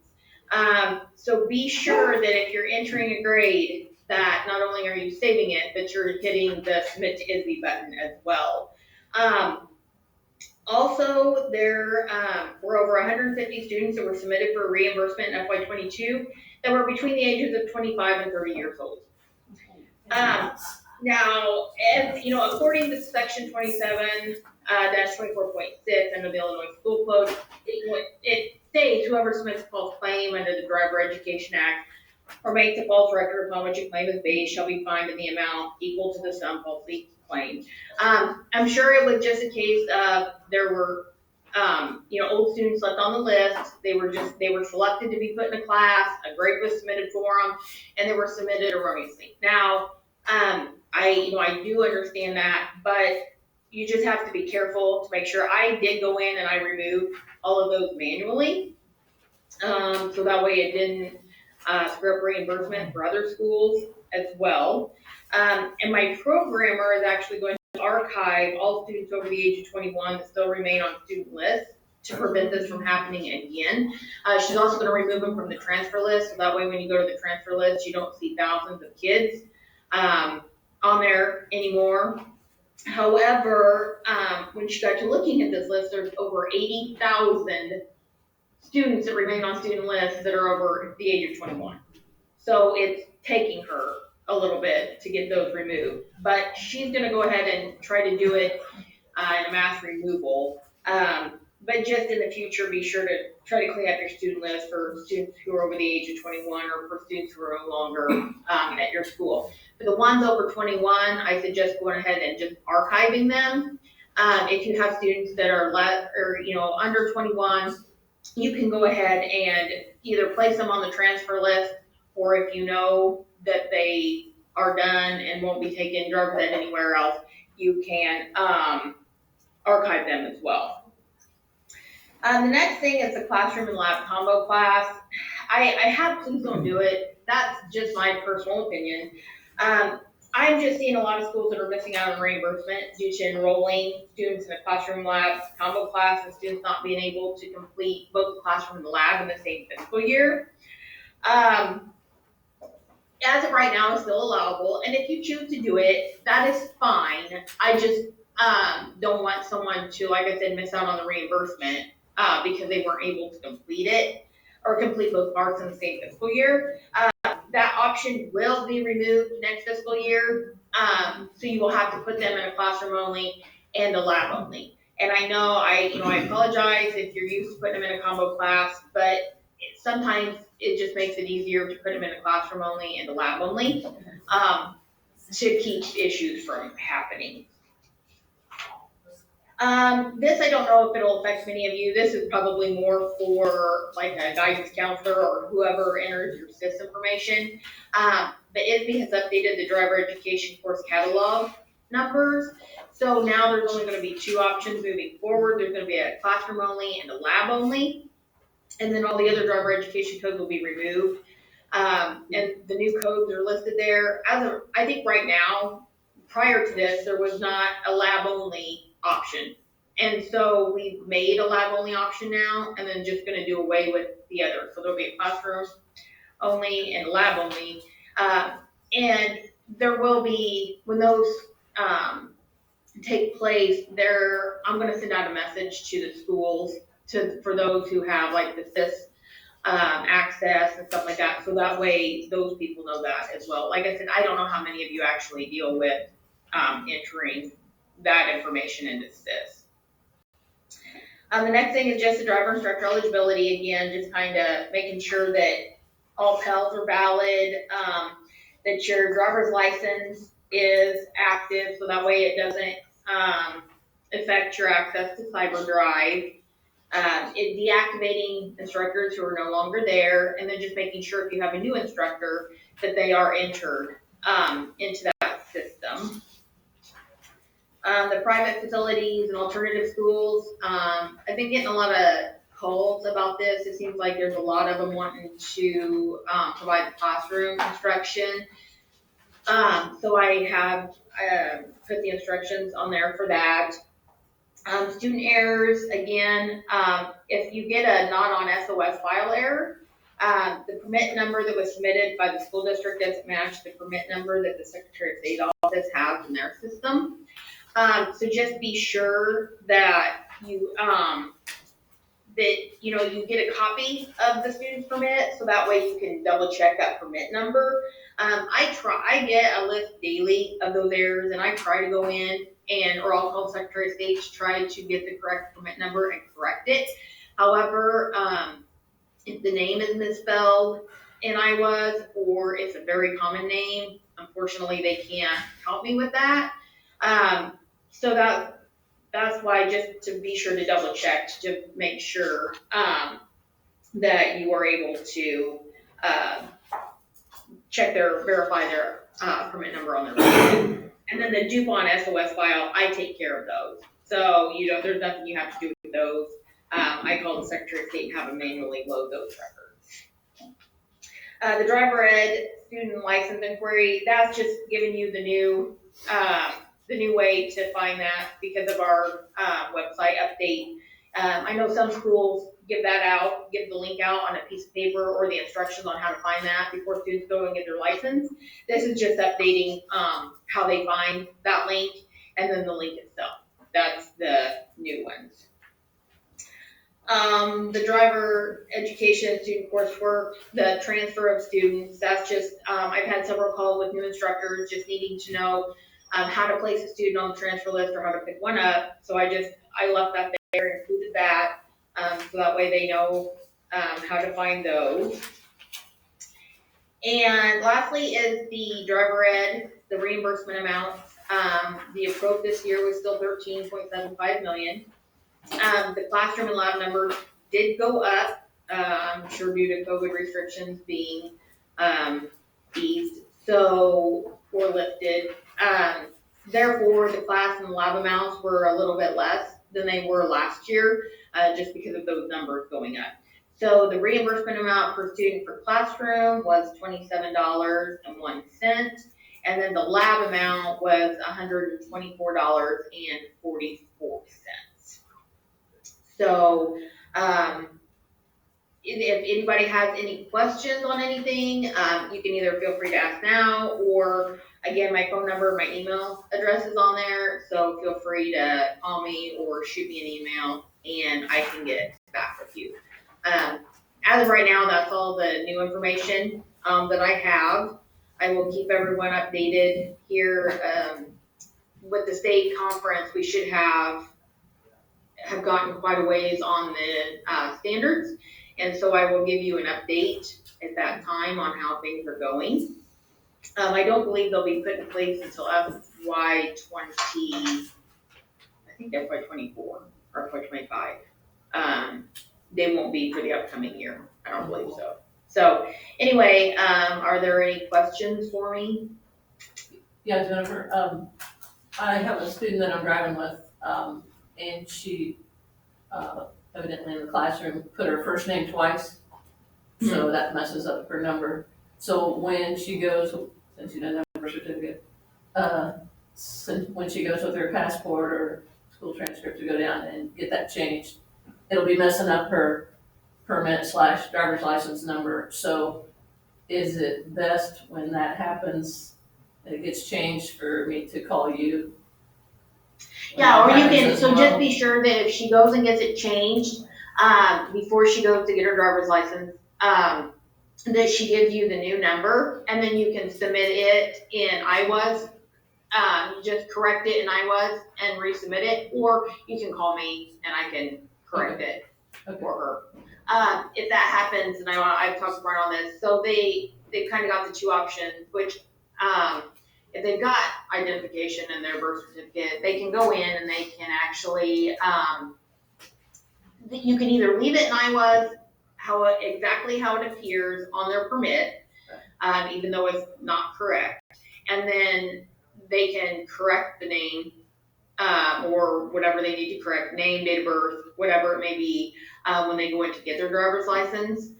Or if they choose to go get it before then, just make sure that they give you that information of the new permit number. And I can understand why it didn't get caught in the classroom, because her dad's last name is Carrata, and her first name is Carrata.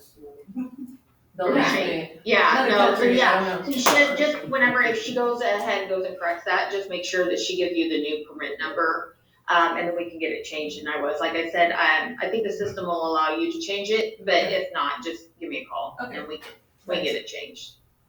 So that way it's loaded under the right number. Okay. Are there any other questions for me? Again, I apologize for my dog. That's okay. Made it more lifelike. Yeah. Hey, Thanks. Jennifer, Now he's happy. Jennifer, Jay's got a question. I got a quick question about these electronic record cards. So currently, we can still get them. When will that not be available anymore for those hard stop cards? We're actually out of them now at the office. Okay. So you can either do it electronically, or like I said, you can make copies. Now, some schools have their own. So this isn't something that you have to use ours. If you've got a different way of keeping it, you don't have to use these. This is just one that we put out there so schools don't have their own, they can use. But yeah, we are completely out at this point. So. And I can have my kids actually, if I download a PDF, I can have them be able to type on it themselves instead of writing it in now. Yeah, it's fillable. So and then I can print them off from there. Okay. Right. And it may be easier to read. Some of the handwriting. That way. Oh, yeah, exactly. Okay. So, Great, thank you. Yep, you're welcome. Thanks, Jennifer. Thank you, Jennifer. Thank you guys. Have a good weekend. All right, go take your dog out.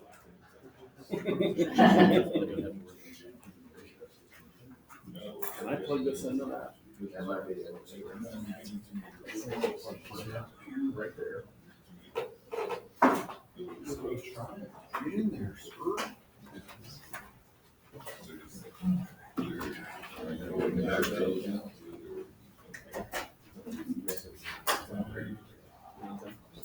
So after Brian, we'll be taking a quick break. Even if I.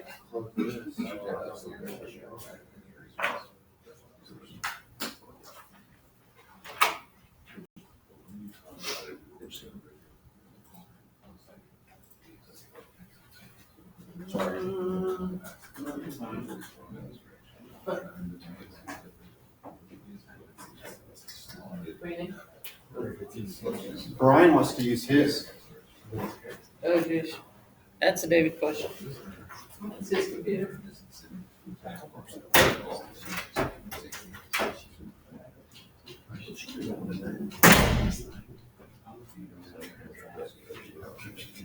It's on his.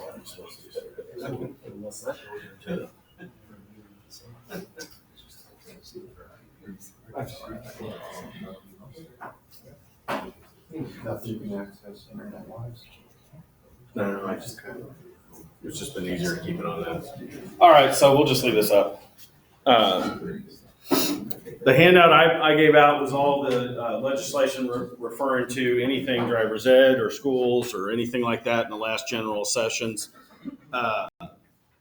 This next fall session will be what they call the lame duck. We, if you don't know, we are having an election this year, and Jesse's not running again, so we're gonna have a new secretary. We're gonna have a new secretary. So nothing dramatic is gonna happen with the General Assembly because you'll have all the people running, and people that win, the losers will try to make a hell for them. You know, that's why they call it the lame duck. So we're not too worried. We are always monitoring to see what's going on if somebody tries to slip something in, because these are always what they consider perfect times to do that. But that House bill, the Senate voting on the curriculum, that was a big thing. And we were somewhat recognized, and we pushed and pushed and pushed. And with the association, me, Jennifer, ISB, all on board, you guys are legit now. Not that you weren't before, so don't get me wrong on that. But you're up there with math, science, and English. You have a standard. You are in the curriculum. You're not in transportation in the school code anymore. You're going to be put into this. And I know she said 24 or 25 is when this is all going to come out. They made a mistake of putting me on the committee, so we're going to have this out by next school year. Because I like pushing things forward and making it happen faster. And Are we Brian, good? you got me going. Oh, good.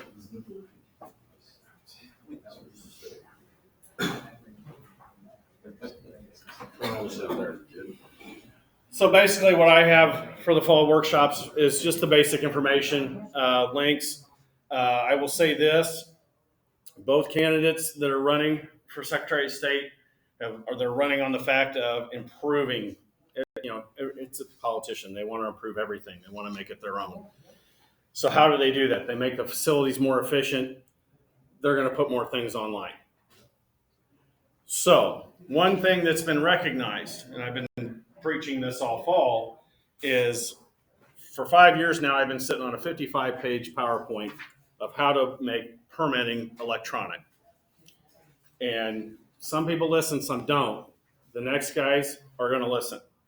Because right there off the bat, that is something quick, easy. We have all the tools to make it happen. And it will take about 180 to 200,000 people out of the DMVs every year.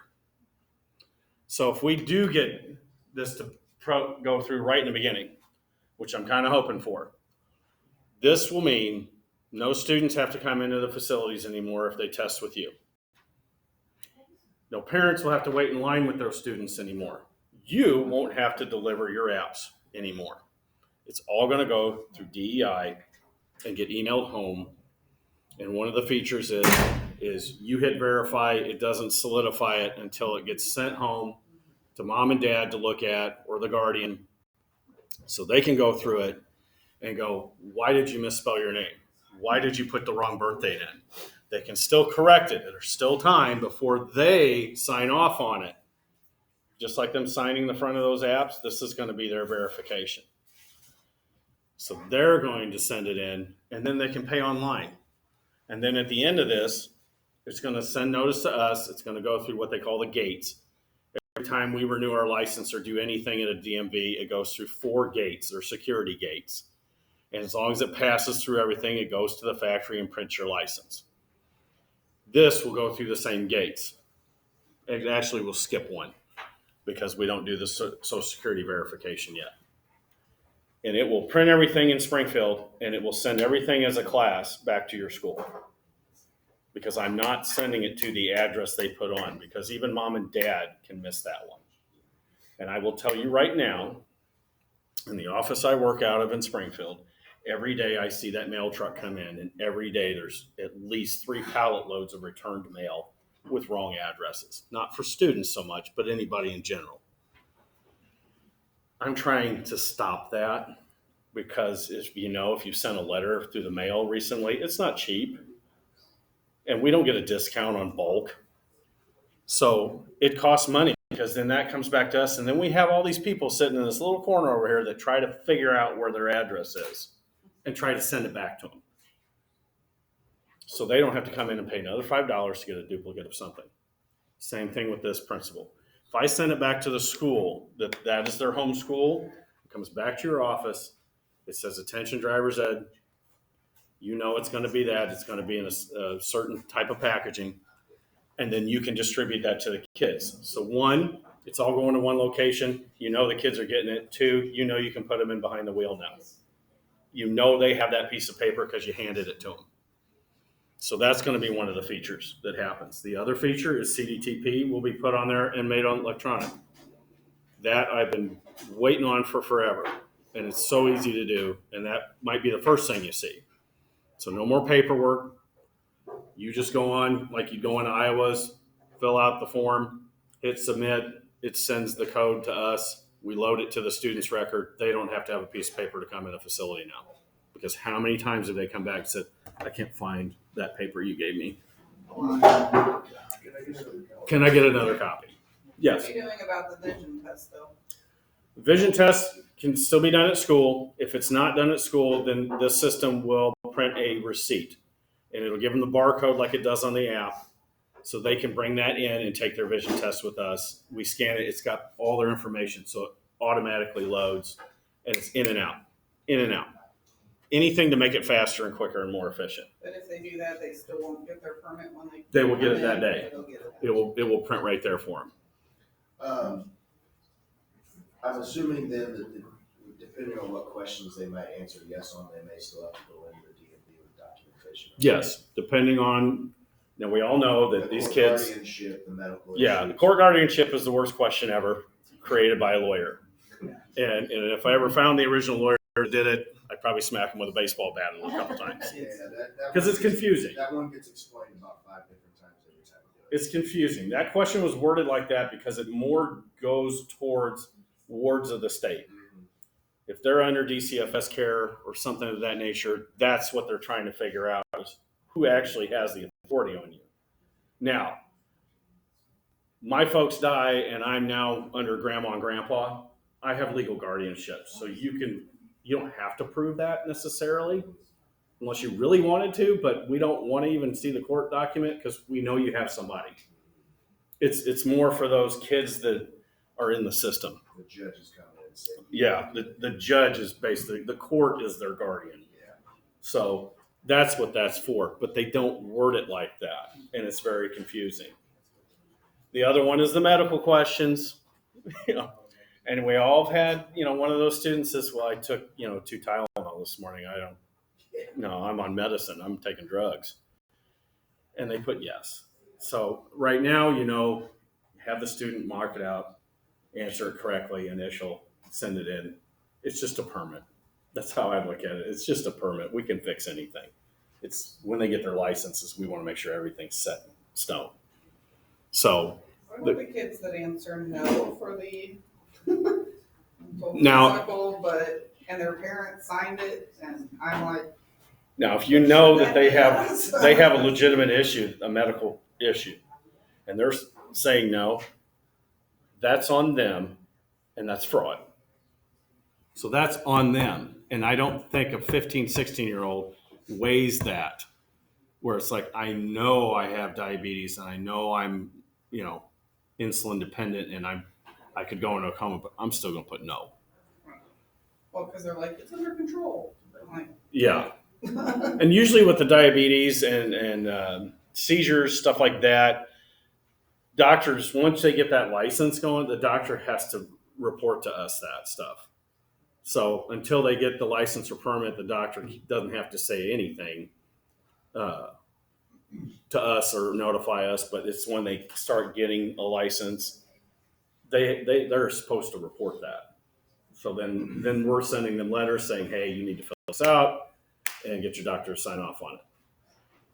But if they answer no and knowingly they have something, that's on them. That's why I have you, if they have to change those answers, you have them do it. Don't you touch it. Those questions are specific to the applicant. So don't you initial it, let them do it, because that's on them. And it's on the parents too, because they're still minors. And use black pen. Use black pen because, that's the only thing that shows up when they scan a document in our office, which blows my mind, but blue still shows up. I've seen it.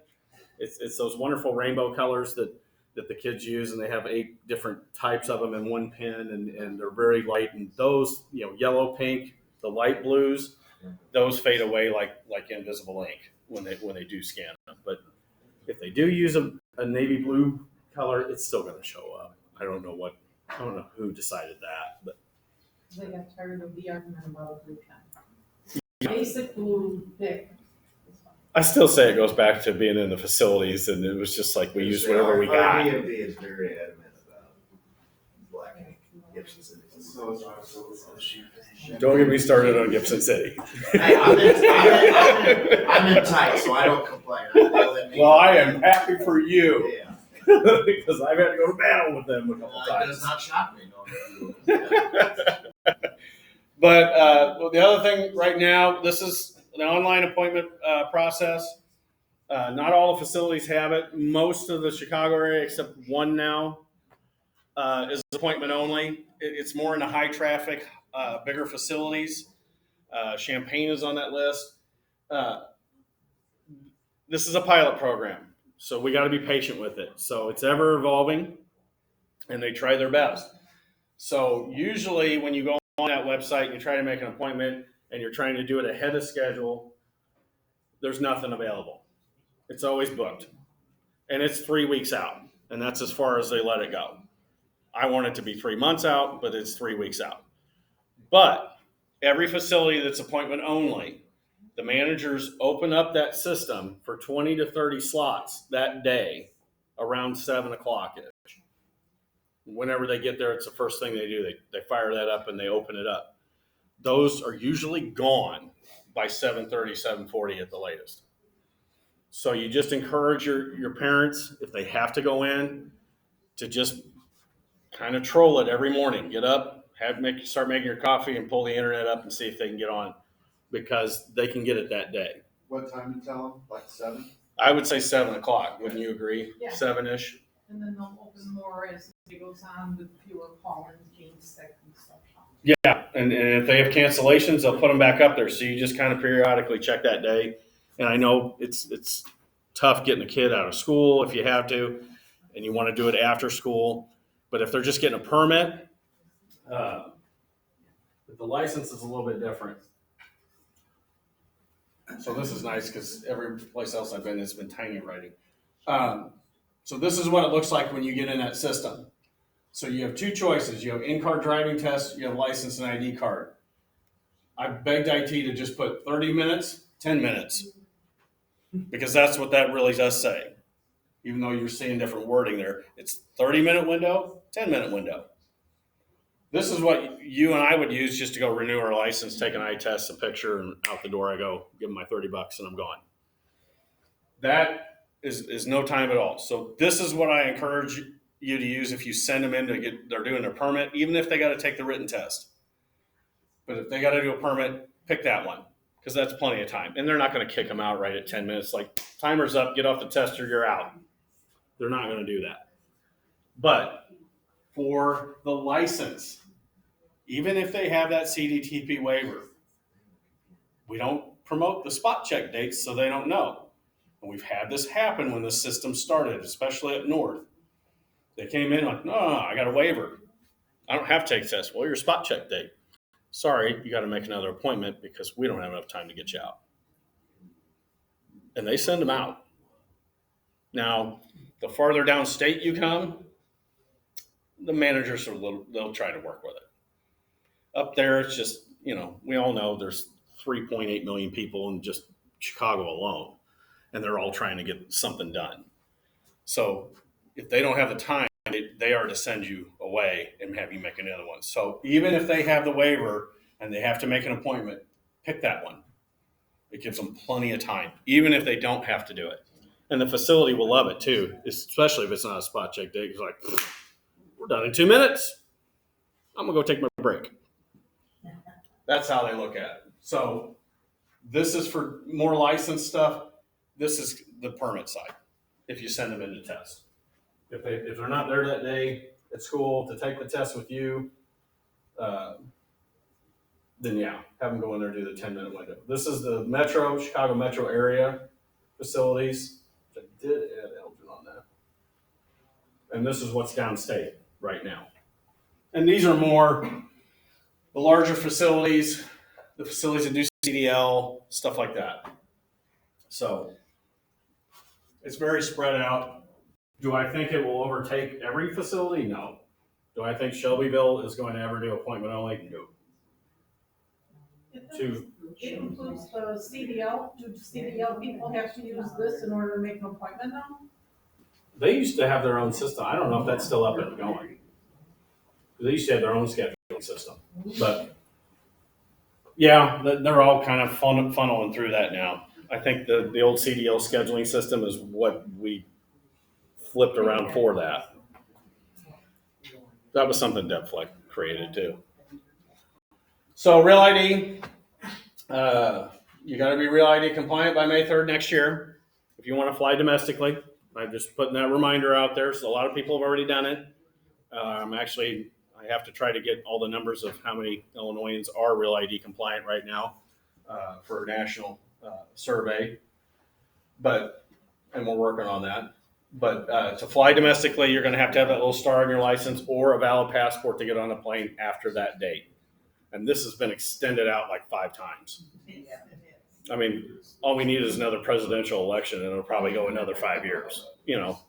That's where it's headed. And COVID had a lot to do with it because it was hard. As you all know, we were shut down. We wouldn't let people in, and you had a lot of that going on. So they just extended it out to that date. But I just encourage you, if you're renewing, you want it on there, do it at that time. Unless you get past the date and then, oh my God, I got to fly in a month, get in there and get it done if you don't have the valid passport. But the passport will work at the airport. That is a Real ID, and that's been a Real ID since the concept of it.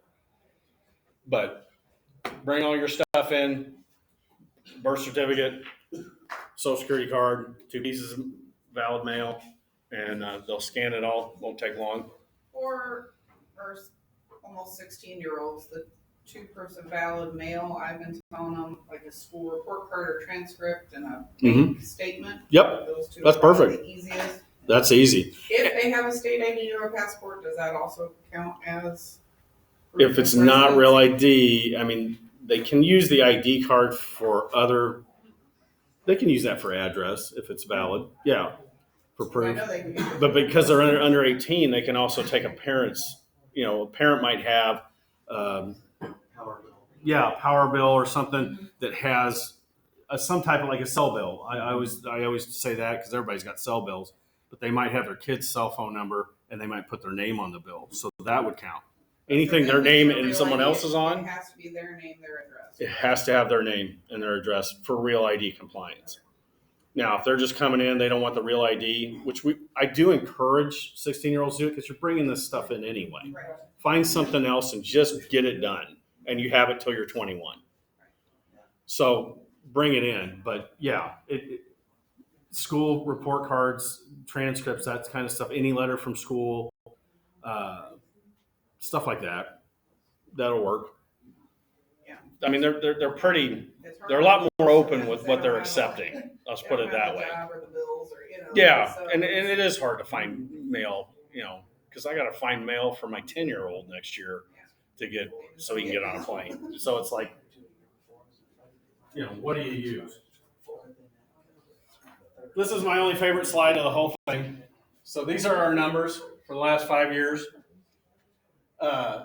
Shows what the top line there is what you guys do. Bottom line is what commercial does. This is more adult drivers at 18 or older, 18 to 20-year-olds.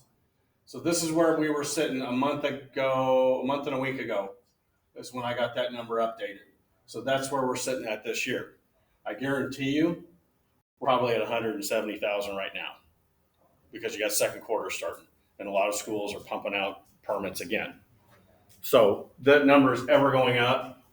This one, it's like, this is ticking like this. This is going like this, real slow. Because what we have found out is a lot of these parents, they put their kids in this commercial school and they're not getting quality of life kind of training here.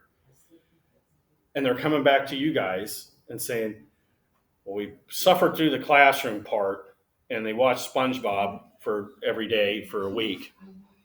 I'm done. Can he come back or she come back and do behind the wheel with you? I've seen a lot of that this year, a lot of that. And you want to know why? It's because those commercial schools thought they were geniuses when we were in lockdown. We're going to lay off our whole entire workforce. And we're going to keep one guy that's legit certified, and you're just going to record him doing the lessons because they could do it remote. And they all got bent out of shape when we were like, nope, go back into person. Now they call all these people back that they fired. Nobody wants to come back and work for $10 an hour.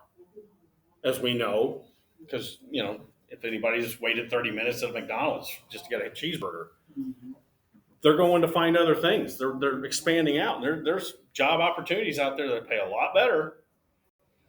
So that's the problem that they're having right now is they don't have enough workforce to keep up with the demand. And they're all coming back to the high schools. They're all coming back to do behind the wheel. And I've had so many parents that have called me and said, thank you for directing me back to my kid's high school. That was the best thing I ever did. My kid got more out of behind the wheel with that instructor than they ever did in the 30 hours of classroom in the commercial. So kudos to you guys, because I love praising you guys and I don't have to work too hard to sell you. Okay. But this is the proof. This is the proof that people want to come to you. They want their kid to go through your program. They're getting more out of it because you're teaching them a life lesson, whether the other subjects decide it's not, or the administration says, well, it's driver's ed. You're teaching a life lesson. Everybody's out on that car. Everybody drives. And that is a loaded weapon, as I tell classes. It's a loaded weapon. And if you're not taught how to perform in that weapon and safely use it, you can hurt yourself or a lot of other people. So there's the proof. And if you want as we all know that we've all been looking at the science of everything in the last 3 years, there's the science of it. There's the numbers. There's the proof. So thank you for all you do for that. Then I always mention organ donor. We were lucky enough to get the legislation to go through that 16-year-olds can decide to be organ donors. It's a wonderful program that Secretary White started when he came in. He's done a lot of things. And he was supposed to come to Region 1. And he got a little ill because, he's 88 years old. And, a speck of dust can put him down a little bit. But he's a tough guy. He wanted to be there. But I wanted to really emphasize the organ donor stuff because that is nationally recognized what he did. We are leading the country in organ donation and getting the word out there. And with the 16-year-olds now, That's a big deal. We all know it's a big deal. It's almost like the unofficial day you think you become an adult because you get that license. I can go drive the car without my parents. I'm independent. That just adds to it like, wow, I can make that decision. I'm an adult now. You know, their eyes get big. I've watched kids in the facility get asked that question, like, really? Can I do that? And they look at mom and dad like, can I do that? And they're like, no, it's up to you.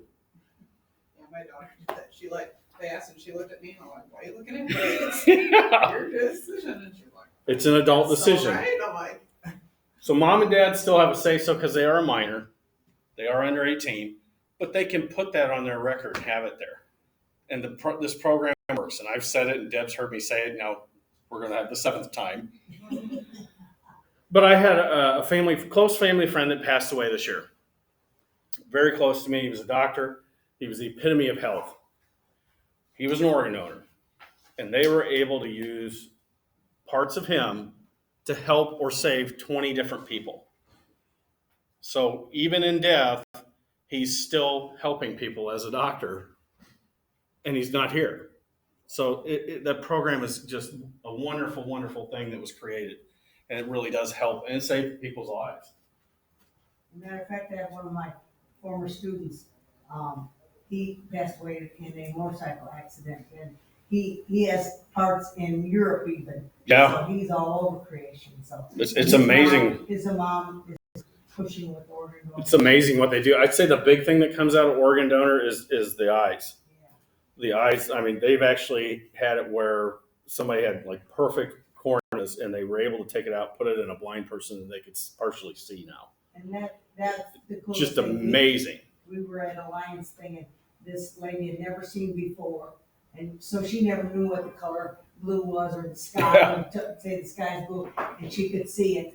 We were all in tears because she said, oh my God, it's so amazing to be able to see. Yeah. It's cool. The things we take at this is short. We can all see. We can see this board right now, and people that can't, and then they go through this program and are able to do something like that, be able to see the first time in their life. I mean, that's got to be mind-blowing. Mind-blowing. So I always put this up here too. This is just the basics of what they need for a permit or a license. I try to dumb it down because if you go on our website, there's 50 different ways to go, and it's all tiny print, and there's 5,000 things they can pick from. But this is the basics. This is the basics. And I will put this on the association website so you guys can pick it apart and use it if you want to for anything in the classroom. If you haven't realized yet, any hard copy of the Rules of the Road is a 2021 edition. And I keep having to say this, and I just hate saying the paper crisis thing. But we had a national paper crisis, and we couldn't find a printer to print the 2022s. Because that's like 500,000 at a time that they print. So nobody would take it because no mill was milling and no guys were cutting trees down because of COVID. And we all know what the trucking industry is doing right now and trying to get back out there and get the products out there. Well, it's very slow. So the 2021 version, it's basically all the same. The 2022, there's not a lot of difference. I think the only difference is the school zone time. It was updated for 2022 and it is online. So if they want that, but as Dave Stoltz pointed out to me at his regional fall workshop, he's like, well, they haven't adjusted the question on the test. And that's not anybody's fault but IT. I love blaming everything on IT. They haven't updated it because they've been doing a lot more with the security stuff in the background and getting ready for the switch over with the new administration. I think one of the big things I've had lately is, and we've all dealt with it, is there seems to be a lot more kids with IEPs and a lot more situations, as I like to put it. And I get a lot of phone calls on this. Brian, what can we do? Can we take them down the hallway? You know, I got 7 of them in this class. Can I take them down the hallway? And can the special ed teacher monitor them? My comeback is, does the special ed teacher have driver's ed accreditation on their teaching certificate? Well, no. Well, then no. You guys are the only ones authorized to do this. Now, that is not to say that you don't have a special ed teacher that doesn't have that. If they have that and you work with them, then yes, they can monitor that test.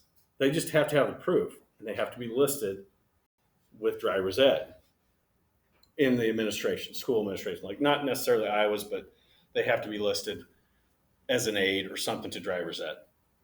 So that can happen. Can they alter the test? Can anybody read the test but you? No. Only you guys can read the test to them.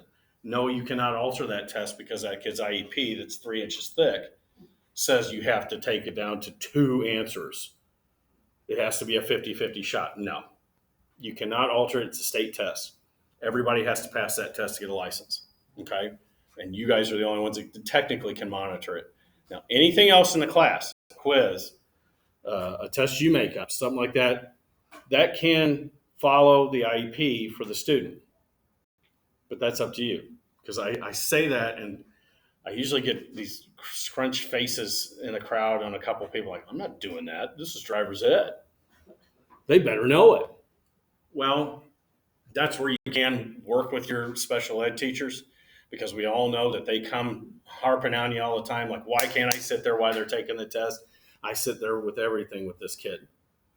We've all been through it. So that is something you can work with them. It's just that permit test. Yes. This might seem like a small thing, but I guess I'm all about efficiency. The test you gave us during COVID. Mm-hmm. The digital copy? Right, well, that I could print out. Can we use that? Yes, technically that is still an up-to-date test. Is that okay? I'm going to get a new one going here because there has been a few changes, and I'd like to have those changes on that version. But that is as up-to-date as it is. The old pads, the big pads of tests that we used to give out for paper, those are so far out of date. If you actually looked at the bottom, I think the last time they were printed was 2016. And there's been a lot of changes to the law since then. So if you go wandering into a DMV anywhere around here, I know for sure, because I had to harp on them, get rid of it if you have anything left. And a lot of them, they only had like 1 or 2 pads left. And there were some schools that I said, here, you can take it and make a practice test out of it, or use it for scrap paper, or start the homecoming bonfire with it. But that is out of date, totally out of date. And the online version is what we encourage you to use, because that is ever changing. And I can change that in a day. I can update it to the laws in a day. I cannot print more. And we were out anyway in the warehouse with those old pads. So it was just like farm it out, and then once it's gone, it's gone. And then I have the digital copy that we used in COVID.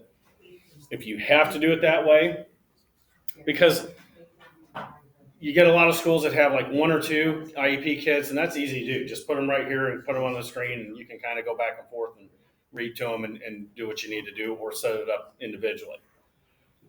But we're seeing more and more where you got 6 to 10 to 12 IEP kids, and you want to do it all at one time, because it's just easier that way. It's more convenient. I mean, that you'd be at school till 8 o'clock. So that's where, send me notification, I can get you a digital copy, and you're reading it to them in like a class. And then all they have is an answer only sheet. So they're not actually seeing it per se. You're kind of reading it to them, and they're just answering A, C, or D. So we can work with that. We can. Brian, can I ask you, this question seems to fit in, and unfortunately, probably only Urbana and maybe Champaign. How familiar are you with standards-based grading?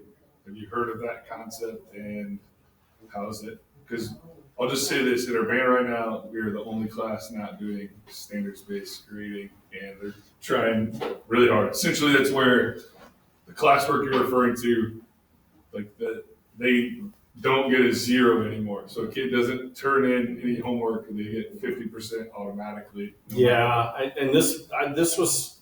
heard this argument a long time ago, that was kind of coming around, and the COVID kind of really brought it back to life. It's here, and they're trying really hard, at least at our district. I don't know if Champaign is dealing with that. No, just look great. I'm fighting hard. I'm the only one left in the whole district. Yeah, and I agree, and I think that will be addressed in the curriculum standards that are going to be brought out. Okay. I think that will kind of circumvent any, they'll have to go by that.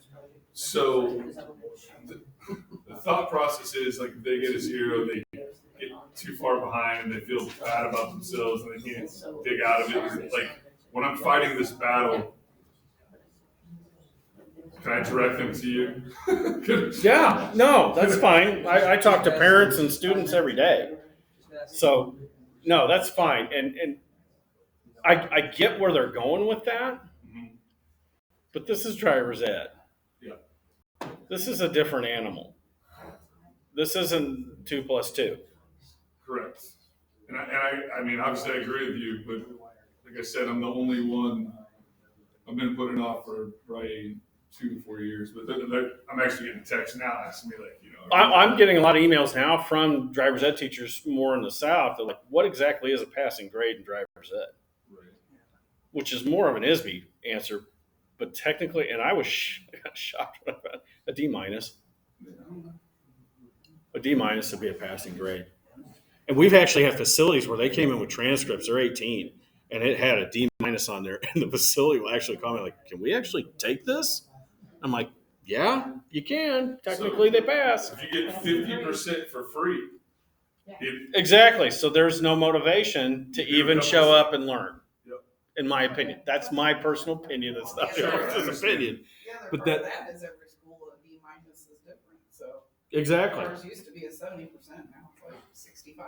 So Yeah. I mean, that changes too. So motivations. We actually have it in our curriculum. We have to have a 70% take a permit test in the class. See, and that's our I know school schools that are doing that I'm too. not driving with kids that are getting 0. So, Well, and I can tell you this: the actual permit test they take at the DMV or with you guys, that's ours. That's 80% to pass that. We were 80% with our school because we went with the code of the state, and then I got told to dumb it down because some of them are failing so many times. So I said I'm not dropping it below 70 because that's ridiculous. Yeah. So that's our school code. So you can maybe. And I think this argument's going to keep evolving. It's tough. Because I know Brian might, you might also listen to yourself, I think some of these teachers don't know that they can go down to the facility and have. Yeah, so that is another good point that Judy made. If you don't have the time or you don't feel If they fail it twice, I recommend it because then they're gonna have Yes. to pay more money again. Yeah, so I recommend if they fail it twice with you at school, send them to us. And the only reason I say that, and I've gotten a lot of these emails in the last 2 weeks. What happens? I tried to have them log in again. They failed it 3 times and it won't let them go. Well, it locks you out because you only get 3 strikes and you're out for the $20. And then you're coming to us. And then the facility has to look at that and go, well, there's a 3 on there. Oh, I got to take another 20 from you. So I try to eliminate it when I tell you guys, 2 and done, print the app and send them in. Let us do the math in the accounting. I give it once and then I make them go to the DMV. And a lot of people do that. A lot of people say, if you fail, there you go, there's the app, everybody out. That's your call. But because some of the facilities will actually set up appointments and read it to them, and then some of them will just have the computer ready. Yeah, so they can come you have to in. Call around and find out which one to do. They can come in and request an oral exam, and one of our staff will read that to them. And if they have time that day, they'll do it that day. They'll do it right there, or they'll set up an appointment. Yeah, they have certain. Champagne's a different animal. That's kind of a busy facility. Some of So, them will say that they won't read it, but people use it. Well, You gotta call around. that, and you can tell how old somebody's been working that counter when they say, no, I'm going to try the headphones first. That is an old procedure that when they switch to having audio on those touchscreen testers, that we push them to put the headphones on. I push them to put the headphones on no matter what, because it drowns out all the other noise.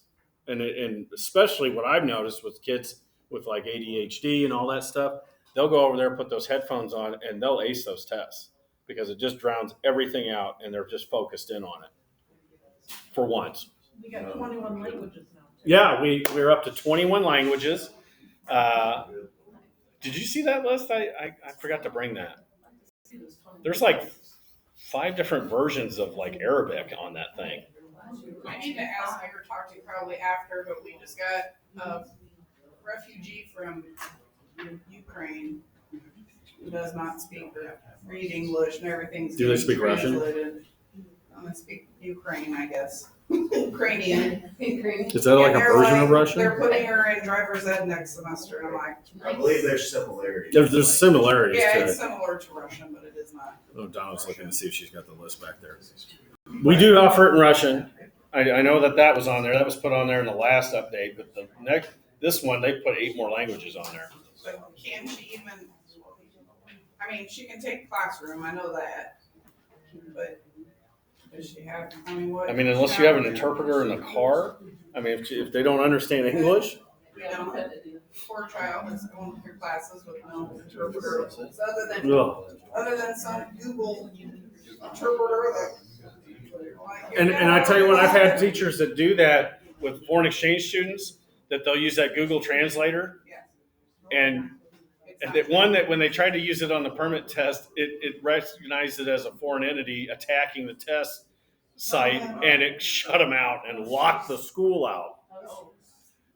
But it doesn't translate everything. It gives a generalization of what it is, because I've played with that in our development side. On the receiving end, because she uses it to translate into English. Yeah, and I've seen Chinese foreign exchange students come in the facility, and they'll pull their phone up and they'll aim it at the touchscreen tester and do the translator on it. Even though all they had to do is ask us, because we have like 3 different versions of Mandarin. You got it? Got it. Oh, yep. Did they add Ukrainian or anything like that? But I'll talk to you later, because I'm just curious for the permit, like she show a birth certificate and stuff, I don't even know if she's. Yeah, I keep talking to Donna Bilski back here. It's like, this is my cohort in crime. She's out of the metro area. She came down to hang out with us today. Bugged me amazingly. Enjoy your workshop. It's a lot different than what they're doing up there. Yeah. A lot is different north of my. Very good, Ryan. Ryan, Judy, thank you. Yeah, so am I running out of time? Am I going over or am I talking too much? Just real quick, CDTP certification, if you guys need it or you got new teachers that want to get in it, let me know, email me. I can get you the packet, get it filled out. Matter of fact, there's somebody here today, right, that needs to be certified. So we're going to go steal the electric car. But just let me know. Happy to do it. This is, and I want to point this out. I forgot to say this in Marion yesterday. We are back to being the only ones that can do this now. So they did a pilot program for the commercial schools to kind of help with the flow and COVID.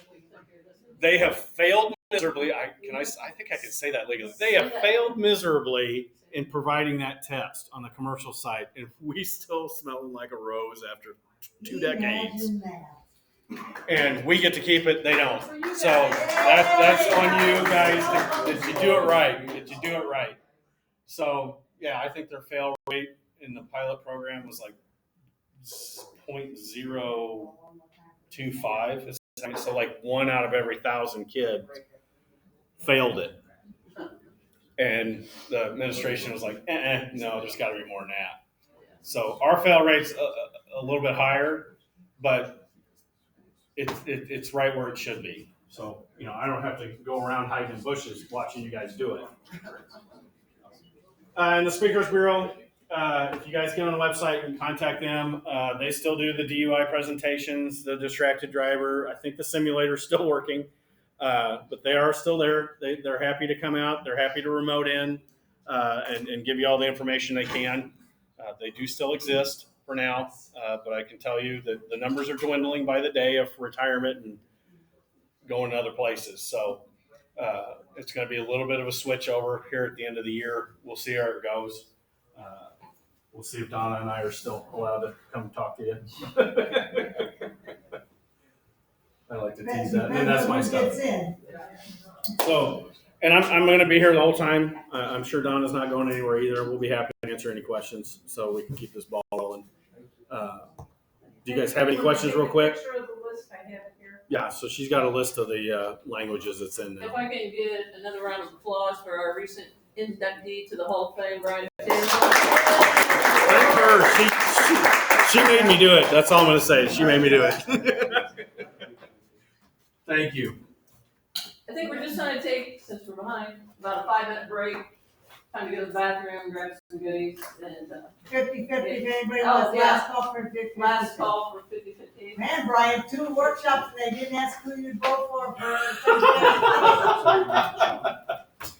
After Ray's on the talk Yeah, first, and then we're that going. was kind of a And then loaded they can either question go up to in the mock trial Chicago. or the seminar. Tell you who I wouldn't vote for. Ask us, we'll tell you who to vote for.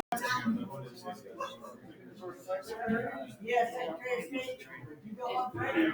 So it's just all they did was they couldn't get the actual law to pass for digital license plates, so they did a He feasibility. won't tell you. This is when they make a committee out of the people from our office and IDOT and all that, and they just did a feasibility. So they put it out like a pilot program, so only a handful Yeah, that's who you want, because the other guy wants to drive right in the box, he wants to get rid of and it. all that stuff, and then they have to give a report back to them. So this would be an actual item. Last It could call, be. 50-50. Have you seen? Yeah. Last call, 50-50, last call. Oh, yeah. Oh, yeah. There you go. I want one. Give me a second. I give me 1 second. Yeah. 2. I 2. I got a small crowd here. I better buy a lot. I might win. By 20 and get her done. They take the front plate off, or they make it completely digital. They would be That's scanned the whole right. time. No. Well, this isn't removing the front, it's just going to the decals. My lunch. Yeah, but they don't even want that. I've been in those committee meetings, and the state police. I mean, they're standing there like this with their hand on. But I asked our sheriff's deputies on the city council. down All the way to the bottom. I asked our sheriff's deputies, do you have tickets for us? He said, no, I'm going for the ticket for one.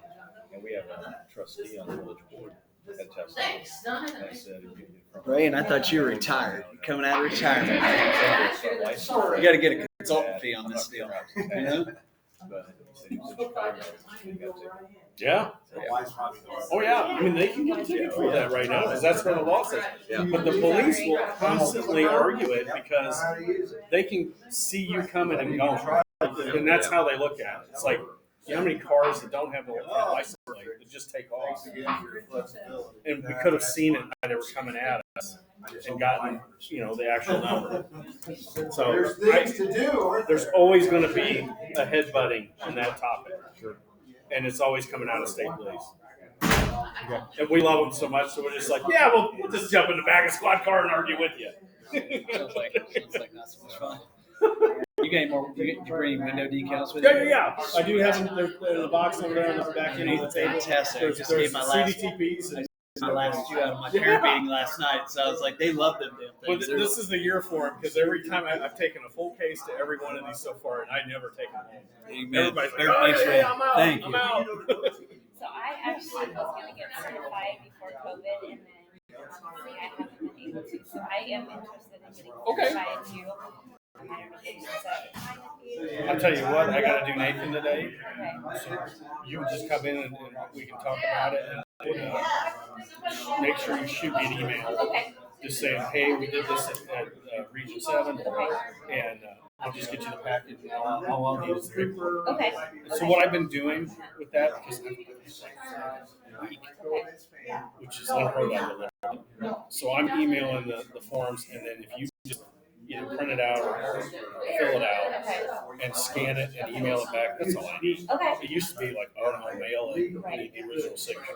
Now it's all getting scanned. Okay. And then I keep it in a database. Awesome. Okay, so I do have another question. So I have a student who's special needs. Okay. So when we had medical form filled out, and she put yes. Right. So she did go and we gave her the medical form. Well, they only filled out the physical disabilities, and she had delayed processing, like really delayed processing. So I sent her back with the other one after she already got her. Okay, that's fine. But so they had the appointment yesterday, and obviously I'm not at school today, so with the doctor for the mental. Did they receive a letter from us saying So, something was wrong with the medical report? no, what Okay. happened was they only did the physical part, so when she got back and I noticed that it was only the physical, I was like, thinking she would know both, but I should have explained this a little more, so I didn't take that off. No. So then I'm like, okay, but until we drive with her, we really can't, and I have, this one's not, she has a personally with her 24/7. I'm like, it's delusional, there's no parents involved. I mean, I'm not kidding you, she can't say it's high. And grandma agreed, she's trying. I'm hoping the doctor gets to say, Absolutely not. but what if it comes back? What? Well, honestly, that's part of that form where it takes it off of you for sale. It puts it on that doctor. Like, we put that on their file. So if they get in the car and they have an accident due to the physical disability or mental disability, the doctor gets sued. Bottom line. Because that all goes in front of them. And here's what I would say for you, just to satisfy grandma. What I would say, perfect. What I would say is start out the parking lot. Don't leave the parking lot. Do the whole first class portion of it with them in the parking lot. And just see if they can do basic functions. Have them go around the edge of the parking lot. Okay, we're going to go down that lane. And why don't you pull into a spot in the middle and see what you do. Go over to the basic controls. What is this? What's that? You know what's going on here? What does that do? I always encourage it because this way, It's hard to find someone. you put the college effort, and the parent or guardian cannot come back and say, you never even tried. No, we tried, and we put it in the front lawn of the high school. We're not leaving this parking lot, and we're not going to continue doing this. And it's a timely procedure of how I'm going to explain how to do it. But you start in the parking lot. If they don't know it, but they're still kind of arguing with you, just say, okay, I'm not going to schedule you for another 2 weeks. I want you to go practice. So you, the parent or the guardian, has to go out with them and practice. I want you to see us. And then in 2 weeks, I'll put you back in. We're going to do the same stuff we just did. And if you do okay, then we might actually leave the parking lot. That way you're compliant and they can't come back with it just flat out, no, you're discriminating. Yes, and she's all about that. Oh, yeah. So that's what I'm here. Yeah. So the other thing is in that the physical disability part, so she has limited range of her arm and legs. So I asked Grandma how she's driving for hours, and they said they put a cushion, a kitchen cushion under her. That's an aid. And so we don't have It's a C restriction like that. Yeah, and we don't have those adaptations in our vehicle. No, and you can't put it in the driver's ed. Right. So what do I do? Unless they had it on their permit. We wouldn't see that until they came in to get their license and we had to take it for a drive. What are you gonna put on here? Oh, well, hold on, let's go back in here and you're gonna pay $5 and you're gonna hit a restriction change. And it's just like steering knobs and stuff like that. The basic stuff you can buy online and adapt to your car. It all has restrictions, right? Mechanical aid restrictions. And a pillow is considered. And I knew that, but because I asked Grandma, I said, so I've been driving with her at home, what adaptations have you had? Because on the sheet, it did say, the doctor did say she may need lengtheners, she might need heighten, and she might need the wheel. And so when I asked Grandma that, she said all she's using is a kitchen cushion under her. Wow.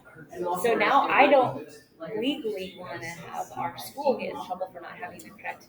But once again, stay in the parking lot. Okay. And then maybe it might have to be where you go to the administration and say, I think we need to send her over to, like, I think OSF does it. Mary and Joy, they're specialized rehab driving schools and have them go get evaluated. If the doctor even thinks they need extensioners or even possible hand control, that's a whole different level. Right. School's not technically qualified to do that. And if that is the case, then no, they're going to have to go over.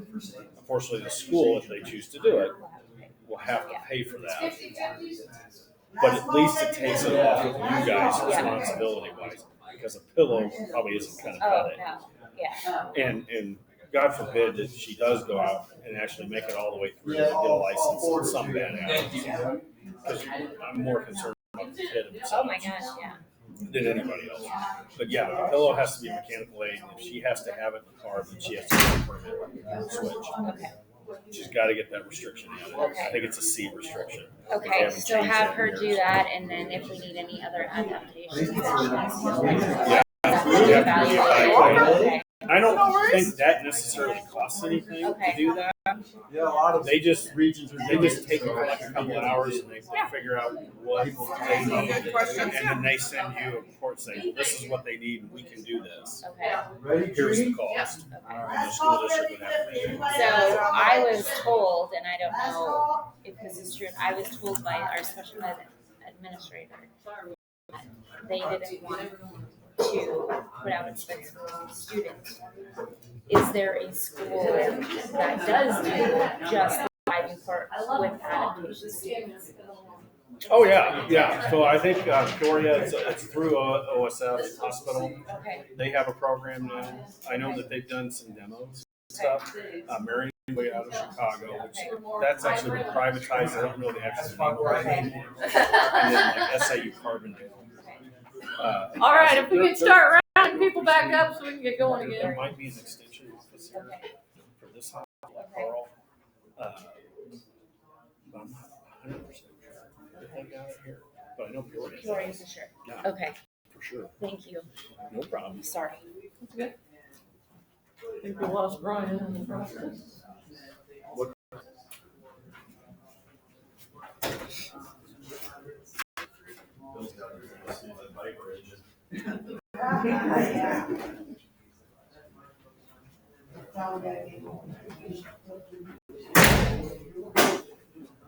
I know we don't have all of it in here yet, but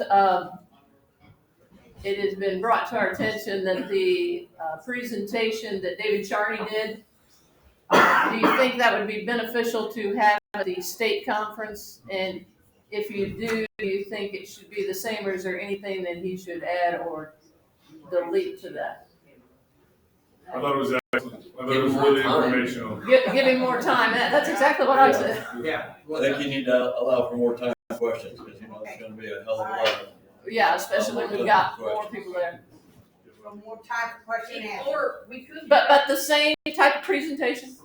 Yeah. I suggested The same type, just longer. How about if we have him as a keynote and then have him in a breakout, people need to go in there and ask him. Yeah, that'd be good. Okay, next up, besides Thank you, guys, we appreciate it. besides David Charney being one of my favorites, this is one and I go back to Mark Goodman at Champaign Centennial in the summer teaching driver's ed, which I don't even know what year that was, but it was a long time ago. But the information that he gave, well, and he came quite a few years as he was working for Kraft, but he, the information that he gave, I'll never forget. Always thinking of semis as 80,000 pounds. I'll never forget him bringing that slab of tire in and how much it weighed, and thinking why you shouldn't be trailing a semi close when those retreads come flying off of there. So just a little background besides all the work that he's done coming in the summer at Champaign Centennial when I was there. He started driving a truck at the age of 21 for Kraft Foods. Did approximately 36 and a half years driving a semi for them. Spent the last 7.5 driving for Night Rider Transportation out of FedEx. He actually learned how to drive by his dad. He had a 29-foot houseboat at Ottawa, Illinois, and he taught him how to drive the houseboat. It was on for then and everything that he's ever touched that he's been able to drive. Then he married his high school sweetheart for 48 years. They have 2 children, have 5 grandchildren, 4 great-grandchildren. He started driving commercially at the age of 17, driving a tow truck in Decatur, Illinois, after school and on the weekends. Did that for 2 years. Got on at Kraft at age 19, was an upgrade, a group leader, cart nominator for truck driver, a little bit of everything in every department that made macaroni and cheese. Hope this gives a little bit of background, and yes, it does. So he's done a little bit of everything, but the information that he's gonna provide is gonna help you to communicate to your kids how to drive safer around semi trucks and know about that 80,000 pounds that could be coming their way. Thanks, Ray. Thank you. Actually, I didn't know if Ray was still doing this.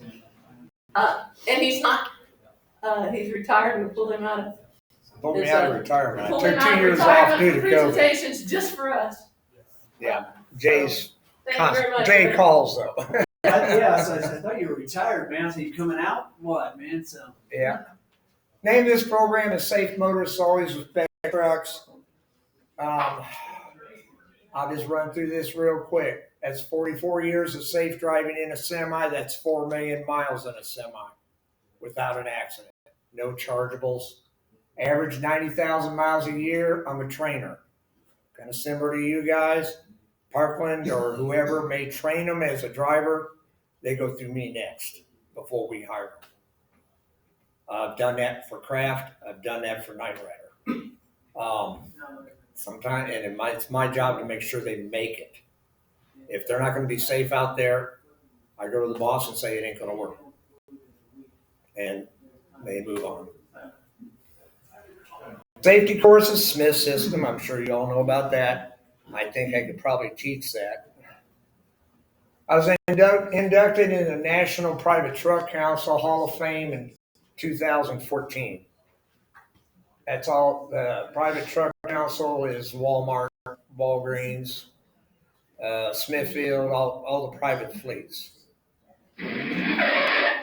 This is what started it. The improved truck safety awareness, the importance of trucks versus cars, no zone, merging and turns, and how to observe different road conditions. Why are trucks important? They're big, they're noisy, they tear up the roads, they take up space. But why are they so important? Natural gas and tap water. The only things we don't haul. Everything else you get to comes by a truck. Everything. 4 days flat. If every truck driver said, I'm done, I don't want to do this no more, you wouldn't have anything. Not a stick of gum, a gallon of gas, nothing. I've seen it happen at the old Jerry's RJ around Barnes Center. We had a bad ice storm between Christmas and New Year's. They couldn't get the trucks out. That store got hit hard because everybody knew the storm was coming. They had nothing hardly on the shelves. Nothing. That's how important trucks are in the economy. Just to give you an idea, there's probably about 3.2 million truck drivers with commercial CDL license. And they're still hurting. We still need more. From the house to your food, if you got it, a truck driver brought it. Pretty much wraps up why we got to have trucks. Whether they be diesel or electric, it's yet to be decided. Anybody tell me what a loaded car or loaded truck weighs legally? Anybody know the number? 80,000, Jay. 80,000 pounds. Your average car, I'm just using it as an average, 3,000 pounds. And there is a truck out here. Some of you, I don't know if you knew about it. It's inside. It's not loaded, but it is a full-size semi. That's 36,000, 37,000 pounds, give or take, empty. And I'll throw another 3,000 pounds of product in that trailer. 80,000 pounds, and you're in a 3,000 pound automobile. That's something to think. Actually, I did this program at Centennial years ago, and my oldest granddaughter was in there. She's afraid to be around trucks. I didn't mean to scare her to death. I did. She came down to our camper down at Lake Shelbyville, and I said, well, how was the trip? She goes, too many trucks on the road. I'm like, what? And she goes, Grandpa, I just don't like being around them. Oh, yeah. Stopping distance. I try to keep this so kids understand it. I've seen it in Jay's classroom. At 55 mile an hour, I use a football field. Everybody's had to walk the track. Even if you didn't play football, you probably have a track around your field.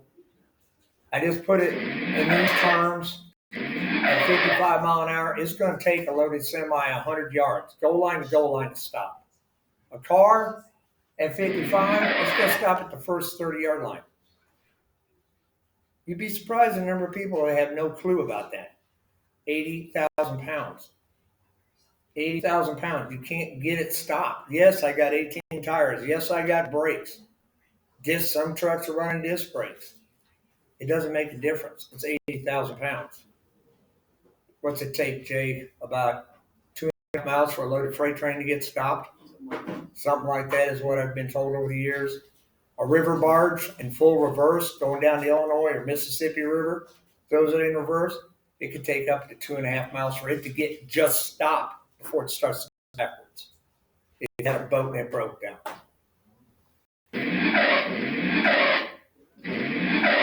The no zone. I got 7 mirrors on that truck out there. 7 of them. And I still have some blind spots. Eventually, and it's in the progress, the mirror in here on the driver's side, on the passenger side, it's going to be cameras. One more thing for me to look at. At the end of the day, I run through St. Louis every day, 4 or 5 times a week. My neck hurts by the time I get done every day, just from having to watch and scan my mirrors.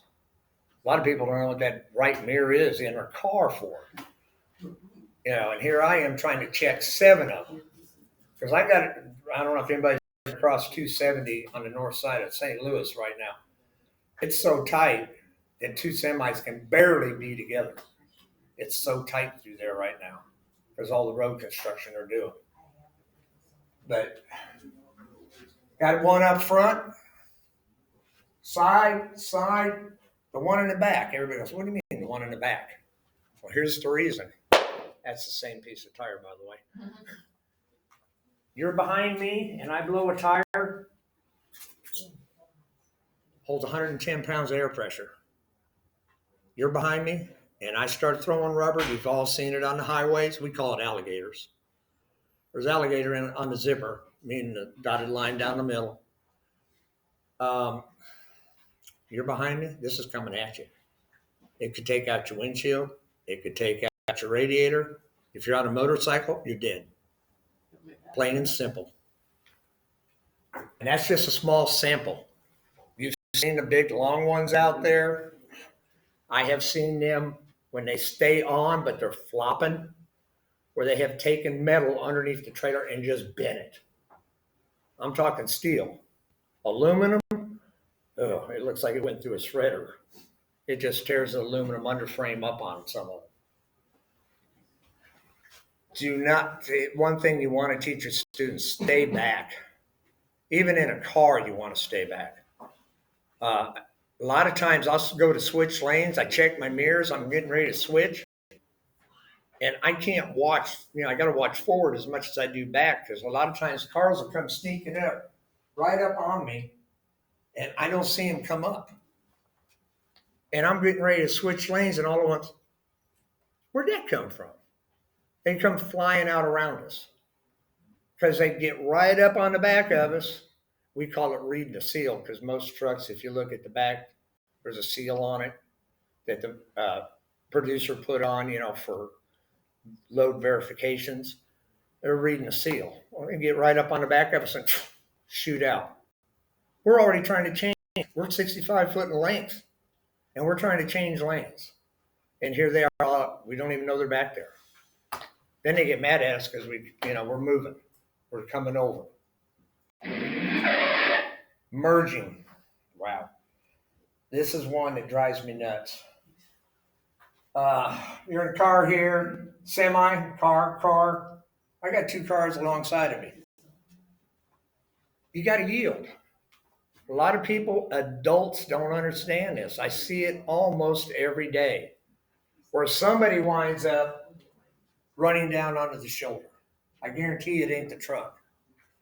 I can't move. I ain't got nowhere to go there. I can slam on the brakes and I check ramps.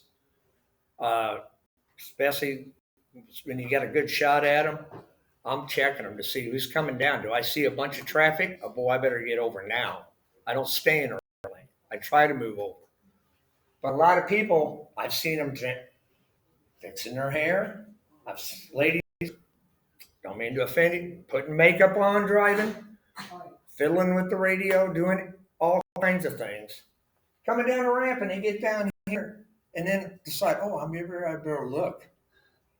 Well, it happens. It's craziness. The interstate ramps, yeah, there's something else. Here's something a lot of people don't understand. And Jay's heard me say this before. When I used to run Chicago for Kraft, I was all over that doggone city. And if I had $1 for every time I had a car cut up here to try to get around me, I guarantee you we wouldn't be talking right now. I'd be in the Bahamas if there's anything left down that area. I would be gone. I mean, it's unreal. I used to tell the kids too, if you see a semi coming and the light might be changing, expect them to keep going because they won't stop most of the time. You know? For us to turn right, we got to turn left. Because if we come straight up, this trailer's going to come right across here. And it's going to take out city fire hydrants, light poles, grandma, anybody in the way. Park benches. That's 80,000 pounds rolling that way. It's going to go right over it.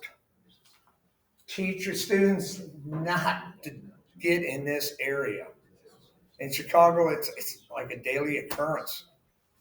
You might see it 3 or 4 stoplights in a row happen to another driver up in front of you, where people they'll jump the curb to get in front of you. I don't want to be behind that big truck. Interstate, cloverleaf. What they're getting rid of out here on I-57 and 74. When I come up to one of these, this is something a lot of people don't understand. Not only do I got to worry about the people getting off, I got to worry about the people getting on. And then I got to worry about the people getting off again. And then coming on. That's 4 interchanges in less than, we'll just call it a quarter mile, that I have to be focusing on. And so many people, this is one that drives me nuts. They'll come up and they'll go right to here and then go, instead of getting over when they have the opportunity. They'll wait till the very last second. Oh, I better get off. And they take off. A lot of times they'll slam on the brakes. They could have got over when it was clear there. 4 things you got to be watching. Plus the people coming up on you. Get the big picture. Stole that from the Smith system. Get the big picture. They have to understand that. Passing, never ride alongside a truck. I can blow a tire and it'll go sideways, it'll go backwards. Plus you get into the blind spots. And if you're gonna pass, got the cruise on, just step on the pedal. Pick up 2 miles an hour and safely go around. There's nothing to it. A lot of people, I don't know what it is, they want to sit by them back tires. I don't know if they like seeing a tire go round and round and round, or I don't understand it. And it pins me in because I can see way down the road. And that car can't. I can see flashing lights. Scott's Law, move over, slow down. Well, I want to move over. I don't want to have to slow down if I can help it. I will if I have to. But I want to be able to move over. Don't ride alongside a truck. Watch for turn signals and 4-ways. 4-ways being your emergency flashers. If I got them on and you notice I'm starting to slow down, I'm trying to tell you something. Something's happening. It could be a dead stop. How many accidents happen in construction zones? Too many. People can't read. That's the problem. Slow down. They have to understand. Weather. Wow. Could be raining. Could be fall. A lot of different things. You've got to learn, make them understand. They have to understand the weather conditions and the time of day you're going. We'll say traffic. You got to interview 8 o'clock downtown Chicago on a Monday morning.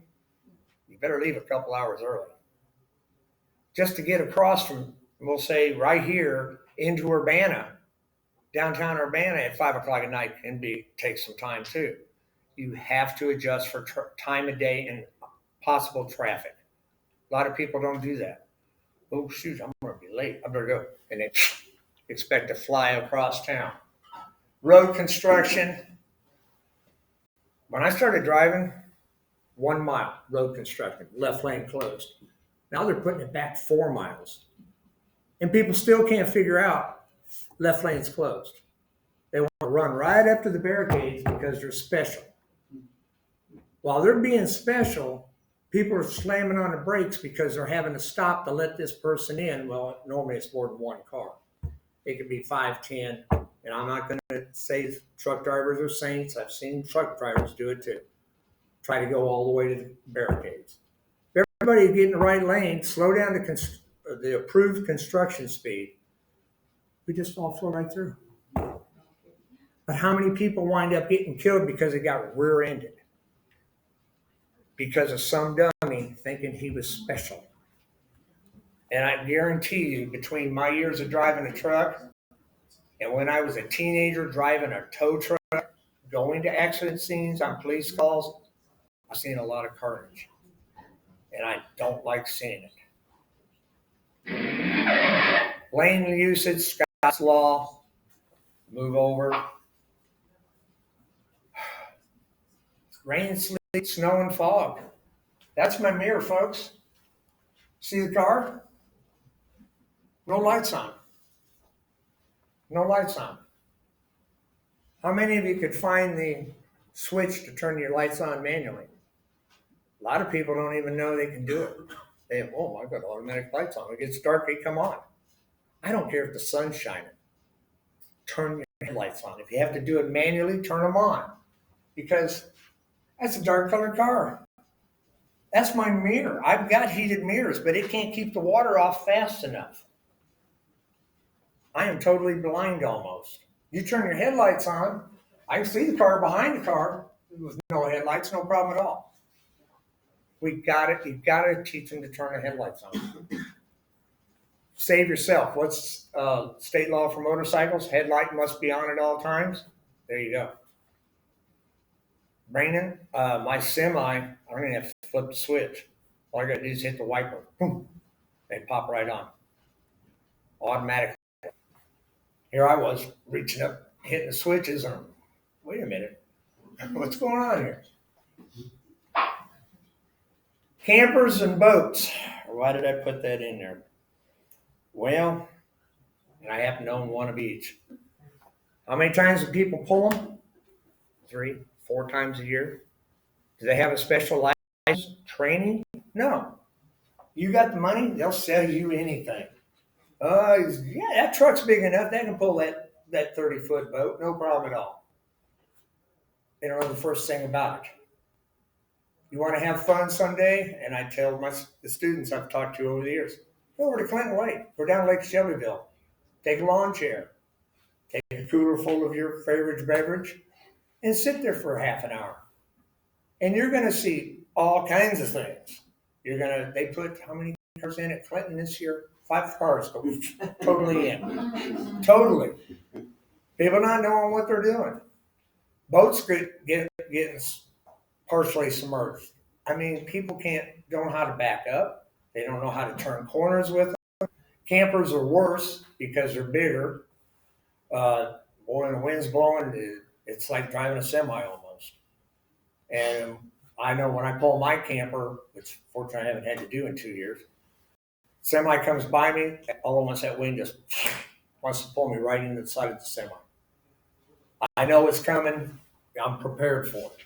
But if you're sitting there lollygagging, not paying any attention, don't know anything, boom, you're going to be right beside of me. Just the wind will pull you in. Oversized loads, school buses and mail carriers. Oversized loads, Some of it's roof material, some of it's farm equipment. I mean, they're specially permitted. Weights on them can go, permitted can be up 140, 160,000 just on that trailer. But they have to take the special permits. There's an office in Springfield for special permits. And it may take them 2 days to get across the state of Illinois, and I guarantee it's not in a straight line. It's because of bridges, load limits, stuff like that. School buses and mail carriers, I throw that in there because what do? Stop and start. Stop and start. In all the crazy places. And I've always told them, this is something you can use, hopefully. If you see kids standing outside on a rural route, like you're going like Route 47 out of Muhammad headed north, and you see a mailbox and there's kids out standing around it kind of at the end of the drive, there's a school bus in the area. They're not standing there because they like it, but it's about time for the bus to show up. So mail carriers, yeah. You see their little light, they can be some of the worst because they're busy. They want to get done, get home, and they'll pop out in front of you. Some of them are pretty good. Some of them are pretty bad. So these are things that I worry about when I see them on the road. How many hours can I drive in a day is asked. I can drive 11 hours. I can drive 8 straight, have to take a half-hour break, and I can finish off to a total of 11 hours. Take a 10-hour break and start all over again. Fortunately, I don't have to do that. I'm home every night. But I did do it at one time. You all know what a CDL license is. My boss knows FedEx knows I'm here. And I go back into FedEx to take that truck and drop that trailer off. They go, hey, Ray, come here. Random drug test. I can be drug tested at any time. If I'm in an accident, I got 2.5 hours, if I'm able to report to a drug testing facility. 2.5 hours, and I better be clean. They don't play around. Ray, I have a question for you. Sure. Now, do you still physically log or trucks now where they automatically tell you when it's time you have to take a break? It's all automatic. Okay. Through the pencil out the window. Okay. Through the pencil out the window and all the old log books. And I do have to keep a log book in case the electronic one falls down. And if I was to get pulled over, as long as I'm doing the paper log and they want to see the last 8 days, my boss can fax it to the state police. No problem. All I got to do is get him on the phone and say, this is what we need, fax it. I want to get going. How long can you be on the road if you have to take a break? I can drive 8 hours, take a half-hour break, and then drive up to a total of 11. Take a 10-hour break and start all over again. 70-hour work week. Not that I do that. Used to. How fast can trucks go? Most people, you get in your car, you slam it to the floor, and you go. You want to go 70, you can go 70. Well, guess what? Don't get mad at 2 trucks trying to pass each other because we're governed. It's set in the computer. We can't mess with it. The day of being able to turn them up on, playing games with them, can't do it. Company sets it. Company sets it. Insurance companies set them. Some trucks are set at 62, 65. My son's a vice president of new business development for TMC Truck Lines out of Des Moines, Iowa.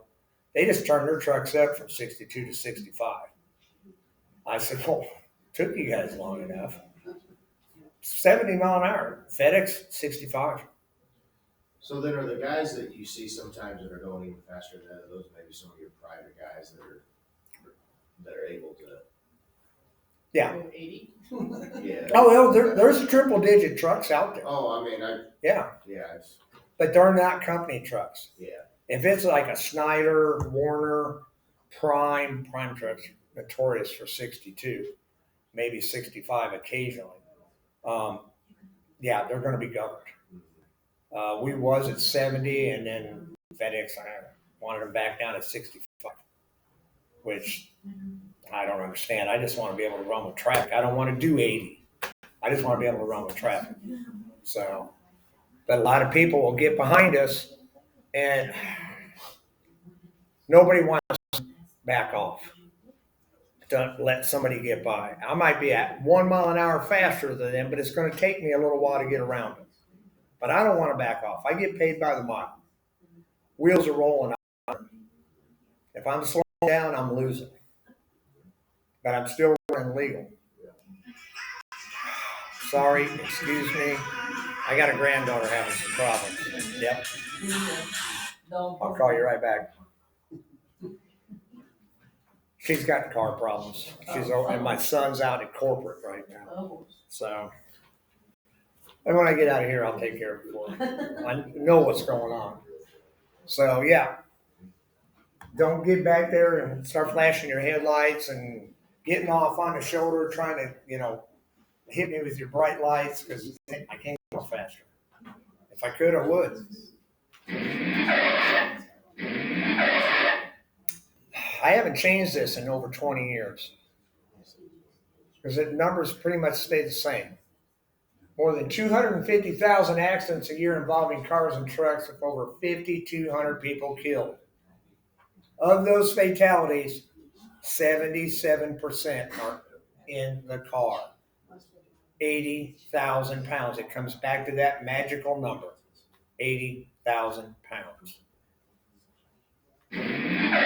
What I have told, and Jay's heard me say this to some of the students, if you want to put when I say 80,000 earlier in the presentation, if you want to put your head down now, take a nap, if I'm boring you, go ahead. But don't you ever forget 80,000 pounds, because it will come up and bite you. You've got to respect the trucks out there. Many companies like FedEx, you're more than welcome. The truck is open. You can hop up and look. We have cameras. That one's facing me and facing forward. I'm on camera the whole time. I got my seatbelt on. Am I being distracted? And I got a camera facing forward. You want to cut me off? Slam on the brakes? You ain't gonna win. I'm gonna hit you, and it's all gonna be on camera. And my boss can pull it up in a heartbeat. Hey Ray, can that thing detect if you're drowsy while driving? This one won't. That they can't. I believe it can be turned on. Yeah, I've heard of that. It depends. My contractor is he hires veteran drivers. A lot of the contractors that get the younger guys, I have heard it turns some of those features on. Some of them. We also have I can't turn them off. Once the key goes on, that camera's on. There's no turning it off. I do have a little sun visor right here that will come down and take care of the one inside. And if I was sleeping, there's curtains that come around so that I have privacy. Because that truck, there is a bed in that truck. So for my privacy, the curtains come across and would block off the camera. So let's see what's next. Can't win an argument with a truck. Get the company name and vehicle. Call the state police. I don't want a bad driver out there. If I did it, somebody feels that they were wrong by me or something come off my truck, they need to call. Safely pull over the road, call the state police. Every truck has got a number on it. Trailer number or license plate number, they can track it. Every semi has to have a number on it. Normally it's on the side of the hood or up on the side of the cab where it's visible. Get the name, get the number. If you feel you were cut off by a truck, there's a problem or he's weaving, call. I'll do it on a car in a heartbeat. I had 2 cars go by me on I-39 just this last Sunday, just north of LaSalle, Peru. And I was about the only one out there. Next thing I noticed, 2 of them.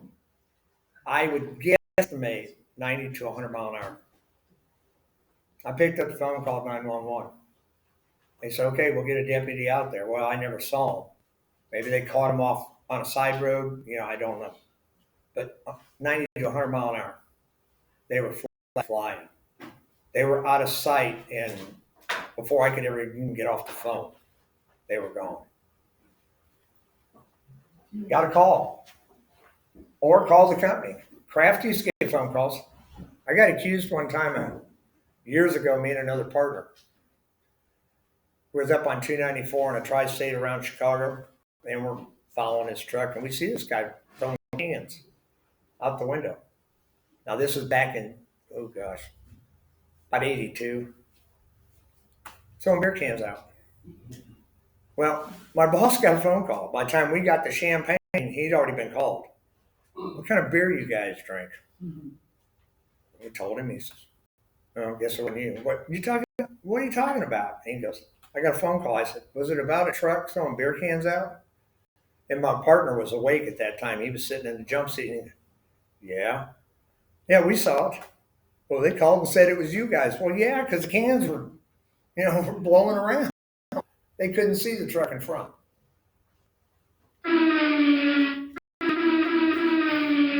Driving is a privilege. It's not a right. Not a right. Judges don't care. State doesn't care. If you're rich, poor, any race, they don't care. Screw up, you lose it. Get enough tickets, and it doesn't make any difference. I get a ticket in my boat, I can wind up losing my license. We had a driver get a speeding ticket rolling down a hill in St. Louis. He got suspended for 2 days, no pay. By FedEx, not by my boss. Because FedEx, you're banned from the property for 2 days because we're independent contractors. When I was in high school, before I started driving a wrecker, I had 2 tickets in probably about 4 months. First 4 months of driving. I knew how to drive. I just had a little bit of a lead foot. 2 tickets. I got in that wrecker, it probably saved me because I learned so much so quick and saw so much that I started being a lot more careful about what I was doing. That was an education and a half. There's the results. I can guarantee you nobody walked away from that car. That truck needs a new front bumper, probably a steer tire too, maybe a little work on the hood, back on the road. Then people didn't go home. Fast and the Furious, everybody probably seen that movie. Now, you can't fit under a normal semi-trailer. Somebody slammed on the brakes too fast or the truck didn't stop. I don't know the issue here.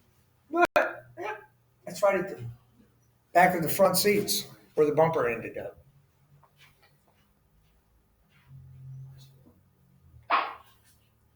That's all I got for you. Just remember, safety out there on our nation's highways might save your life. Be your own. One of the reasons why I started this was I had a young man at Centennial, used to sleep on my couch on the weekends, and he lost his life on Green Street drag racing, 80 mile an hour into a tree. Had a full scholarship ride to the state of Illinois, University of Illinois. And when Mr. Goodman got a hold of me, I just said, well, yeah, I guess. And do you really want me to do this? And it started out with flip charts, then eventually overhead, CD-ROMs, now it's on the thumb drive. You can get to one kid. My feeling on this is I don't get paid for this. If I can get to one kid when I do it, it's a good day. If I can save one kid's life, if I can save more because of what I've showed them, great. That's the way I approach it. You're more than welcome. I'm done. You're more than welcome to